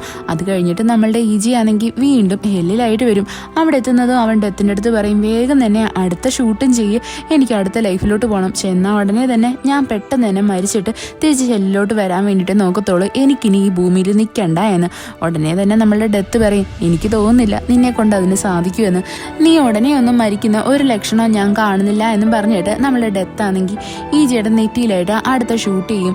അവനിപ്പോൾ വന്നിരിക്കുന്നത് തന്നെ അവൻ്റെ വീട്ടിലായിട്ടായിരുന്നു. അവിടെ അവൻ്റെ അമ്മയുടെ ഫോട്ടോസൊക്കെ ഉണ്ടായിരുന്നു. നമ്മളുടെ ഈജിക്ക് ഒന്നും മനസ്സിലാവത്തില്ല. അവൻ നേരെ വന്ന് കണ്ണാടി നോക്കുമ്പോഴാണ് മനസ്സിലാവുന്നത് ഇപ്പം അവൻ കയറിയിരിക്കുന്ന വേറെ ആരുടെയും ദേഹത്തല്ല, അവൻ്റെ സ്വന്തം അമ്മയുടെ ശരീരത്തിൽ തന്നെയായിരുന്നു. ഇത് കാണുന്നത് നമ്മളുടെ ഈജ ഭയങ്കരമായിട്ടങ്ങ് ഷോക്കായി പോവും. പെട്ടെന്ന് തന്നെ അവിടെയായിട്ട് ആ ക്രിസ്റ്റൽ പോലത്തെ ആ കല്ലില്ലേ അത് വരും. അപ്പോഴാണ് നമ്മളുടെ ഈജയ്ക്ക് മനസ്സിലാവുന്നത് തന്നെ, അതായത് അവനവൻ്റെ അമ്മേനെ പറ്റി നല്ലതായിട്ട് ഒരു കാര്യങ്ങളും അറിയത്തില്ലായിരുന്നു. അവൻ ഇനിയും മനസ്സിലാക്കാൻ ഒത്തിരി കാര്യങ്ങളുണ്ട് എന്ന്. അവിടെയായിട്ട് അവൻ്റെ അമ്മയുടെ സ്റ്റോറി കാണിക്കും. ഇവൻ്റെ അമ്മയാണെങ്കിൽ കുഞ്ഞിലെ തൊട്ടേ ഒരു സെലിബ്രിറ്റി ആവാനാണ് ആഗ്രഹിച്ചിരുന്നത്. അങ്ങനെ ഇരിക്കാൻ നേരത്താണ് ഇവൻ്റെ അമ്മയ്ക്ക് ഇവൻ്റെ അച്ഛനോട് ഇഷ്ടം തോന്നി അവർ മാരേജ് ചെയ്യുന്നത്. അങ്ങനെ ഇവർ ഹാപ്പി ആയിട്ട് ജീവിക്കും. ഇവിടെയാണെങ്കിൽ ഇവൻ്റെ അമ്മ സെലിബ്രിറ്റി ആവുന്ന ആ ഒരു ആഗ്രഹം തന്നെ അങ്ങ് കളഞ്ഞിട്ടുണ്ടായിരുന്നു. അങ്ങനെ ഇരിക്കെ പെട്ടെന്ന് ഒരു ദിവസം നമ്മുടെ ഈജയുടെ അച്ഛൻ്റെ മരണം സംഭവിക്കും. ഇവിടെ അമ്മ നല്ലതുപോലെ തകർന്നു പോയിട്ടുണ്ടായിരുന്നു. എങ്കിലും നമ്മുടെ ഈജയ്ക്ക് വേണ്ടിയിട്ടാണ് അവർ ജീവിക്കാൻ തന്നെ റെഡി ആവുന്നത്. ഇവിടെ അവൻ്റെ അമ്മ ഒരുപാട് വർക്കൊക്കെ ചെയ്തിട്ടാണ് നമ്മളുടെ ഈജയെ നല്ലതുപോലെ വളർത്തിയത്. എന്നാൽ ഇതൊന്നും നമ്മളുടെ ഈജ മനസ്സിലാക്കിയിട്ടേ ഉണ്ടായിരുന്നില്ല. അവിടെയാണെങ്കിൽ അവന് വേണ്ടിയിട്ട് അവൻ്റെ അമ്മ രാവും പകലും ഇല്ലാണ്ട് കഷ്ടപ്പെടും. ഒരിക്കലാണെങ്കിൽ അവന് ഒരു അസുഖം വരുന്ന സമയത്ത് അവനെ എടുത്തുകൊണ്ട് ഹോസ്പിറ്റലിൽ പോകുമ്പോൾ അവർ വിചാരിക്കും, എൻ്റെ മോന് പകരമായിട്ട് എനിക്ക് ഈ അസുഖം വന്നിരുന്നെങ്കിൽ എന്ന്. അതൊക്കെ ആലോചിച്ചിട്ട് നമ്മളുടെ ഈജിക്ക് നല്ല സങ്കടം വരും. അത് കഴിഞ്ഞിട്ട് നമ്മളുടെ ഈജിയാണെങ്കിൽ അങ്ങ് മരിച്ചു പോകുന്നതും ഇവൻ്റെ അമ്മ ഭയങ്കരമായിട്ട് തകർന്നു പോയിട്ടുണ്ടായിരുന്നു. ഇവരവിടെയാണെങ്കിൽ അവരെ തന്നെയാണ് സ്വന്തമായിട്ട് ബ്ലെയിം ചെയ്യുന്നത്. അവരെ കാരണമാണ് അവരുടെ മോൻ ഇങ്ങനെയൊക്കെ ചെയ്തത് എന്ന് ആലോചിച്ചിട്ട് അവർക്കാണെങ്കിൽ ആ സങ്കടത്തിൽ നിന്ന് ഇപ്പോഴും മുക്തി കിട്ടിയിട്ടില്ല. ഇവിടെയായിട്ട് നമ്മളുടെ ഈജയ്ക്കാണെങ്കിൽ അവൻ്റെ അമ്മ എന്തൊക്കെ ഘട്ടങ്ങളിലൂടെയാണ് പോയത് അതെല്ലാം മനസ്സിലാവും. അവന് നല്ല സങ്കടവും വരും. അവൻ വിചാരിക്കും, എന്തുകൊണ്ടാണ് ഡെത്ത് എൻ്റെ അടുത്ത് ഞാൻ ശിക്ഷ അനുഭവിക്കേണ്ടവനാണ് എന്ന് പറഞ്ഞത് എന്ന്. എന്താന്ന് വെച്ചാൽ അവൻ ഇങ്ങനൊരു മരണം കൊടുത്തതിൻ്റെ പേരിൽ അവൻ്റെ സ്വന്തക്കാരെല്ലാവരും ഭയങ്കരമായിട്ട് കഷ്ടപ്പെടുകയല്ലേ ചെയ്തത്. അവരെന്തുമാത്രം വിഷമിച്ചു. ഇപ്പം അതെല്ലാം കറങ്ങി തിരിഞ്ഞ് നമ്മളുടെ ഈജിയുടെ മുമ്പിലായിട്ട് തന്നെയാണ് വന്നിരിക്കുന്നത്. ഇവിടെയായിട്ട് നമ്മളുടെ ഈജി ആണെങ്കിൽ അവൻ്റെ അമ്മ എല്ലാ ദിവസവും പണിക്ക് പോകുന്നത് പോലെ തന്നെ 3:30 അലാറം വെച്ചിട്ട് ഡ്യൂട്ടിക്ക് പോകാൻ വേണ്ടിയിട്ട് തുടങ്ങും. അവിടുത്തെ ആ ട്രെയിനിലായിട്ട് എല്ലാം വയസ്സായ ആൾക്കാരായിരുന്നു. അതായത് ഇവരെല്ലാവരും അവരവരുടെ മക്കൾ നല്ലതുപോലെ ജീവിക്കാൻ വേണ്ടിയിട്ട് അവരുടെ ആ ഒരു സൗകര്യവും സുഖമൊക്കെ മാറ്റി വെച്ച് പണിയെടുക്കുന്നവരാണ്. ഇവിടെ നമ്മളുടെ ഈജി ആണെങ്കിൽ സ്റ്റെയർ കയറുന്നതും അവന് മുട്ട് നല്ലതുപോലെ വേദനിക്കും. അപ്പോൾ അവന് മനസ്സിലാവും, അതായത് അവൻ്റെ അമ്മയ്ക്ക് ഇത്രയും നാളും ഇത്രയും വേദനയൊക്കെ ഉണ്ടായിരുന്നിട്ടും ഇപ്പോഴും അവരതെല്ലാം കടിച്ച് പിടിച്ച് വർക്ക് ചെയ്യുവാണല്ലോ എന്ന്. അങ്ങനെ അവൻ വീട്ടിൽ വന്നിട്ട് അവൻ്റെ അമ്മയുടെ കാലിലായിട്ട് എണ്ണയിടാൻ വേണ്ടിയിട്ട് ഓയിൻമെൻ്റൊക്കെ തേടി നോക്കും. ആ സമയത്താണ് അവനൊരു പാസ്ബുക്ക് കിട്ടുന്നത്. അതിനകത്ത് അവൻ്റെ അമ്മയാണെങ്കിൽ ഈജയ്ക്ക് ലൈഫിൽ ജീവിക്കാൻ വേണ്ടിയിട്ട് ഒരുപാട് ക്യാഷ് സേവ് ചെയ്ത് വെച്ചിട്ടുണ്ടായിരുന്നു. ഇതൊക്കെ കാണുന്നേ നമ്മളുടെ ഈജ ഭയങ്കര ഇമോഷണൽ ആവും. അടുത്ത ദിവസം അവൻ്റെ അമ്മയുടെ ശരീരത്തിനകത്ത് നമ്മളുടെ ഈജയുടെ ആ ഒരു മെമ്മോറിയൽ ഹാളിലെ അവിടെയായിട്ട് വരും. ഇത് കാണുന്നേ നമ്മുടെ ഈജയ്ക്ക് മനസ്സിലാവും ഇവൻ്റെ അമ്മ എല്ലാ ദിവസവും ഈ ഹോളിലായിട്ട് വരുമായിരുന്നു എന്ന്. അവരെല്ലാ ദിവസവും വന്ന് ഈജനെ നോക്കിയിട്ട് ഒരുപാട് ഇമോഷണൽ ആവും. ഇതൊക്കെ കാണുന്നേ നമ്മളുടെ ഈജ ഭയങ്കരമായിട്ടങ്ങ് സങ്കടപ്പെടും. അവൻ വിചാരിക്കും, എനിക്ക് ഇനിയൊരു ജന്മം കൂടി ഉണ്ടെങ്കിലും ഞാൻ ഉറപ്പായിട്ടും ഈ അമ്മയുടെ മകനായിട്ട് ജനിക്കാനേ ആഗ്രഹിക്കത്തുള്ളൂ എന്ന്. അവനിപ്പോൾ നല്ല വിഷമം ഉണ്ടായിരുന്നു. അവൻ ഇങ്ങനെയൊക്കെ ചെയ്ത് അവൻ്റെ അമ്മയ്ക്ക് എന്തുമാത്രം വിഷമമാണ് കൊടുത്തതെന്ന് ആലോചിച്ചിട്ട്. അങ്ങനെ ഇരിക്കാൻ നേരത്ത് നമ്മളുടെ ഈജിയാണെങ്കിൽ ആണെങ്കിൽ അവൻ്റെ അമ്മയ്ക്ക് വാങ്ങിച്ചു കൊടുത്ത ആ ഷൂ ഇല്ലേ അത് ശ്രദ്ധിക്കും. യഥാർത്ഥത്തിൽ ആ ഷൂ വാങ്ങിക്കൊടുക്കുന്ന സമയത്ത് അവൻ്റെ അമ്മ പറഞ്ഞിട്ടുണ്ടായിരുന്നു, എനിക്ക് യഥാർത്ഥത്തിൽ ഒരു മൗണ്ടെയിനിൽ പോകണമെന്നുണ്ട്, അവിടെയാണ് ഞാനും നിൻ്റെ അച്ഛനും കൂടി എപ്പോഴും പൊക്കോണ്ടിരുന്നത് എന്ന്. പെട്ടെന്ന് തന്നെ നമ്മളുടെ ഈജി ആണെങ്കിൽ അവൻ്റെ അമ്മയുടെ ആ ആഗ്രഹം സാധിച്ചു കൊടുക്കാമെന്ന് അവിടെ പറയും. എന്നാൽ അവൻ അതിന് മുന്നേ ആയിട്ട് തന്നെ അങ്ങ് മരിച്ചു പോയില്ലേ. ഇവിടെയായിട്ട് നമ്മളുടെ ഈജി ആണെങ്കിൽ അവൻ്റെ അമ്മയുടെ ശരീരത്തിനകത്ത് കയറിയിട്ട് ആ മൗണ്ടെയിനിലോട്ട് പോകാൻ വേണ്ടിയിട്ട് തീരുമാനിക്കും. അത് നല്ല കഠിനമായിട്ടുള്ള കാര്യമായിരുന്നു. അവനെ കൊണ്ട് അത്ര പെട്ടെന്ന് ആ മൗണ്ടെയിൻ അങ്ങനെ കയറി പോകാനൊന്നും പറ്റത്തില്ല. കാര്യം ഈ അമ്മ ഇപ്പോൾ ഒരുപാട് വയസ്സായില്ലേ. അങ്ങനെ നമ്മളുടെ ഈജി ആണെങ്കിൽ അവൻ്റെ അമ്മയുമായിട്ട് ആ വലിയൊരു മൗണ്ടെയിനിൽ മുകളിലായിട്ട് എത്തും. അവിടുത്തെ സീനറിയൊക്കെ കാണാൻ നല്ല ഭംഗിയാണ്. ഇവിടെയായിട്ട് നമ്മളുടെ ഈജ ഉള്ളിൻ്റെ ഉള്ളിൽ വിചാരിക്കും, അമ്മ എന്നോട് ക്ഷമിക്കണം, ഞാൻ ജീവനോടിരുന്ന സമയത്ത് എനിക്ക് എൻ്റെ അമ്മേനെ ഇവിടോട്ട് കൂട്ടിക്കൊണ്ട് വരാൻ പറ്റിയില്ല, എനിക്കിപ്പോൾ ഒരു ജന്മം കൂടി കിട്ടിയിരുന്നെങ്കിലെന്ന് ഞാൻ നല്ലതുപോലെ ആഗ്രഹിക്കുന്നുണ്ട് എന്നൊക്കെ നമ്മളുടെ ഈജയെ മനസ്സിൽ വിചാരിക്കും. അത് കഴിഞ്ഞിട്ട് രാത്രി ആ മൗണ്ടെയിനിൽ നിന്ന് ഇറങ്ങുന്നത് നമ്മളുടെ ഈജയില്ലേ, അവൻ്റെ കാല് സ്ലിപ്പായിട്ട് ആ മൗണ്ടെയിനിൽ നിന്ന് താഴോട്ട് വന്നങ്ങ് വീഴും. ഇവിടെ ഇവൻ്റെ അമ്മയ്ക്ക് നല്ലതുപോലെ പരിക്ക് പറ്റിയിട്ടുണ്ടായിരുന്നു. എങ്കിലും നമ്മളുടെ ഈജയാണെങ്കിൽ ഗീവ് അപ്പ് ചെയ്യാണ്ട് ആ മലയുടെ മുകളിലോട്ട് കയറാൻ വേണ്ടിയിട്ട് നോക്കും. എന്നാൽ അവിടെയുടെ ബോധം കിട്ടങ്ങ് വീഴും. ഈജ ഉള്ളിൻ്റെ ഉള്ളിൽ വിചാരിക്കും, അമ്മ മരിച്ചു പോവല്ലേ, അമ്മ കുറച്ചുകൂടി പിടിച്ച് നിൽക്കണം എന്ന്. എങ്കിലും അവിടെ രക്ഷിക്കാൻ വേണ്ടിയിട്ട് ആരും തന്നെ ഉണ്ടായിരുന്നില്ല. സൗണ്ട് കൊടുത്താലും ആരും തന്നെ ഹെൽപ്പ് ചെയ്യാൻ വന്നിട്ടില്ലായിരുന്നു. നമ്മളുടെ ഈജ വിചാരിക്കും ഇതായിരിക്കും അവൻ്റെ ലൈഫിൻ്റെ അവസാനത്തെ നിമിഷം എന്ന്. എന്നാൽ അവൻ കണ്ണുറന്ന് നോക്കുമ്പോൾ ഹോസ്പിറ്റലായിട്ടായിരുന്നു ഉണ്ടായിരുന്നത്. അവിടെയായിട്ട് നമ്മളുടെ ഈജയ്ക്ക് മനസ്സിലാവും, അതായത് എങ്ങനെയാണോ അവൻ അവൻ്റെ അമ്മേനെ രക്ഷിക്കാൻ വേണ്ടിയിട്ട് നോക്കിയത് അതേപോലെ തന്നെ അവൻ്റെ അമ്മയും നമ്മളുടെ ഈജയും മരിക്കാണ്ടിരിക്കാൻ മാക്സിമം ട്രൈ ചെയ്തിട്ടുണ്ട് എന്ന്. അതാലോചിച്ചിട്ട് നമ്മളുടെ ഈജയ്ക്ക് സന്തോഷവും സങ്കടവും എല്ലാം വരും. അത് കഴിഞ്ഞിട്ട് കാണിക്കുന്ന കുറേ വർഷങ്ങൾക്ക് ശേഷമാണ്, അതായത് ഏകദേശം 32 വർഷങ്ങൾക്ക് ശേഷം. ഇപ്പോഴും നമ്മളുടെ ഈജി ആണെങ്കിൽ അവൻ്റെ അമ്മയുടെ ശരീരത്തിൽ തന്നെയായിരുന്നു ഉണ്ടായിരുന്നത്. അമ്മയാണെങ്കിൽ ഇപ്പോൾ ഒരുപാട് വയസ്സായിട്ടുണ്ടായിരുന്നു. അവരിപ്പോൾ ഒരു ശാന്തമായിട്ടുള്ള സ്ഥലത്ത് ഒറ്റയ്ക്കാണ് താമസിക്കുന്നത്. ഇവിടെ നമ്മളുടെ ഈജി ആണെങ്കിൽ അവൻ്റെയും അമ്മയുടെയും അതേപോലെ ഹീജുവിൻ്റെ ഫോട്ടോ നോക്കി നല്ലതുപോലെ മിസ് ചെയ്യുന്നുണ്ടായിരുന്നു. അവൻ വിചാരിക്കും, ഞാൻ ഇവരെ എല്ലാം ഒരിക്കൽ കൂടി മീറ്റ് ചെയ്യാൻ ആഗ്രഹിക്കുന്നു എന്ന്. അങ്ങനെ ഇരിക്കാൻ നേരത്ത് തന്നെ പെട്ടെന്ന് തന്നെ നമ്മളുടെ ഈജയ്ക്ക് മരണം സംഭവിക്കും. ഇവിടെയായിട്ട് നമ്മളുടെ ഈജ ഡെത്തിനെ കാണുന്നതും പറയും, ഇത്തവണ ഞാൻ ഒരുപാട് വൈകിയല്ലേ, യഥാർത്ഥത്തിൽ നീ എന്നെ എന്താണ് കാണാൻ വരാത്തത് എന്ന് ആലോചിച്ച് എനിക്ക് നല്ല വിഷമം ഉണ്ടായിരുന്നു, ഇപ്പോൾ നിന്നെ കണ്ടപ്പോൾ സമാധാനമായി എന്ന് പറയും. അപ്പോൾ നമ്മളുടെ ഡെത്തും പറയുന്നുണ്ട്, അതെ നീ ഇത്തവണ വരാൻ ഒരുപാട് വൈകി, നീ യഥാർത്ഥത്തിൽ ഇത്രയും താമസിക്കാൻ പാടില്ലായിരുന്നു എന്ന്. ഇവിടെയായിട്ട് നമ്മളുടെ ഈജിയാണെങ്കിൽ ഡെത്തിൻ്റെ മുമ്പിലായിട്ട് മുട്ടുകുത്തി ഇരുന്നിട്ട് അവരെടുത്ത് സോറി പറയും. കൂട്ടത്തിൽ തന്നെ ചോദിക്കും, നിങ്ങൾക്ക് ഒരിക്കൽ കൂടി എനിക്ക് അവസരം തന്നൂടെ, നിങ്ങൾ എല്ലാ തവണയും ചെയ്യുന്ന പോലെ ഒരു തവണ കൂടി എന്നെ ഷൂട്ട് ചെയ്ത് എൻ്റെ യഥാർത്ഥ ശരീരത്തിലോട്ട് പറഞ്ഞു വിട്ടൂടെ, എനിക്ക് എൻ്റെ അമ്മയുടെയും ഹീജുവിൻ്റെയും കൂടെ ജീവിക്കാൻ നല്ല ആഗ്രഹമുണ്ട് എന്നൊക്കെ നമ്മളുടെ ഈജയെ പറയും. ഇവിടെയായിട്ട് നമ്മളുടെ ഡെത്തിനാണെങ്കിൽ അവൻ്റെ കാര്യത്തിൽ നല്ല സഹതാപം തോന്നും. അവിടെ ഡെത്ത് പറയും, ഓക്കെ ഞാൻ നിനക്ക് ജീവിക്കാൻ വേണ്ടിയിട്ട് ഒരവസരം തരാം, എൻ്റെ കയ്യിൽ ഒരു ബുള്ളറ്റ് ഉണ്ട്, ഇത് ഞാൻ നിനക്ക് തരുന്നതായിരിക്കും, നീ ഇത് വെച്ചിട്ട് ഷൂട്ട് ചെയ്യുമ്പോൾ നിനക്ക് ഷൂട്ട് ഏൽക്കുകയാണെന്നുണ്ടെങ്കിൽ ഉറപ്പായിട്ടും നിനക്കൊരവസരം കിട്ടും, ഇല്ല എന്നുണ്ടെങ്കിൽ ബാക്കി നിൻ്റെ കാര്യങ്ങളൊക്കെ തീരുമാനിക്കുന്നത് ദൈവം തന്നെയായിരിക്കും. ഇത് കേൾക്കുന്നേ നമ്മളുടെ ഈജയ്ക്ക് നല്ല സന്തോഷമാവും. അവനാണെങ്കിൽ ആ ഗണ്ണെടുത്തിട്ട് ഷൂട്ട് ചെയ്യാൻ വേണ്ടിയിട്ട് ഒരുങ്ങും. ഇവിടെ നമുക്ക് കാണിക്കും, അതായത് പെട്ടെന്ന് തന്നെ നമ്മളുടെ ഈജി ആണെങ്കിൽ അവനാണെങ്കിൽ മരിക്കാൻ വേണ്ടിയിട്ട് ഒരു ടെറസിൻ്റെ മുകളിലായിട്ട് കയറി നിന്നില്ലേ, അവിടുത്തെ സീൻ കാണിക്കുന്നത്. അതായത് ഇപ്പോൾ നമ്മളുടെ ദൈവമാണെങ്കിൽ ഇവനൊരവസരം കൂടി കൊടുത്തേക്കുക ഇവനെ ജീവിക്കാൻ വേണ്ടിയിട്ട്. പെട്ടെന്ന് തന്നെ നമ്മുടെ ഈജയ്ക്ക് അവൻ്റെ അമ്മയുടെ അടുത്തുനിന്ന് കോളും വരും. അവൻ വേഗം തന്നെ ആ കോൾ എടുത്ത് അറ്റൻഡ് ചെയ്യും. ഇവിടെ നമ്മളുടെ ഈജ ഇപ്പോൾ അവൻ്റെ മനസ്സ് മാറ്റിയിട്ടുണ്ട്. അതായത് ജീവിതം എന്ന് പറയുന്നത് ഭയങ്കര പ്രഷ്യസ് ആണെന്ന് അവനിവിടെ മനസ്സിലായിട്ടുണ്ട്.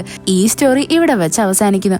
ഈ കഥയിൽ മെയിനായിട്ട് പറയുന്നത് തന്നെ നമ്മളുടെ ലൈഫിൽ പല പല പ്രശ്നങ്ങളും വരും. അപ്പോഴെല്ലാം നമുക്ക് തോന്നും നമ്മളുടെ ലൈഫ് അവസാനിച്ച് പോയിരുന്നെങ്കിൽ എന്ന്. എന്നാൽ ഒരിക്കലും അങ്ങനെയല്ല ചിന്തിക്കേണ്ടത്. നമ്മളുടെ ചുറ്റിനും നമ്മളെ സ്നേഹിക്കുന്ന, നമ്മളുടെ കാര്യങ്ങൾ കെയർ ചെയ്യുന്ന ആൾക്കാർ ഒരുപാട് പേരുണ്ട്. അതുകൊണ്ട് തന്നെ എന്ത് പ്രശ്നം വന്നാലും അതെല്ലാം പെട്ടെന്ന് തന്നെ സോൾവ് ആയി പോകുമെന്ന് മൈൻഡിൽ വിചാരിച്ചുകൊണ്ട് വേണം ലൈഫ് ജീവിക്കാൻ. വീഡിയോ ഇഷ്ടപ്പെട്ടാൽ കമൻറ്റ് ചെയ്യാൻ മറക്കല്ലേ. ഇഷ്ടപ്പെട്ട ഫ്രണ്ട്സിന് എല്ലാവർക്കും ഷെയർ ചെയ്യുക. It's signing off MDC.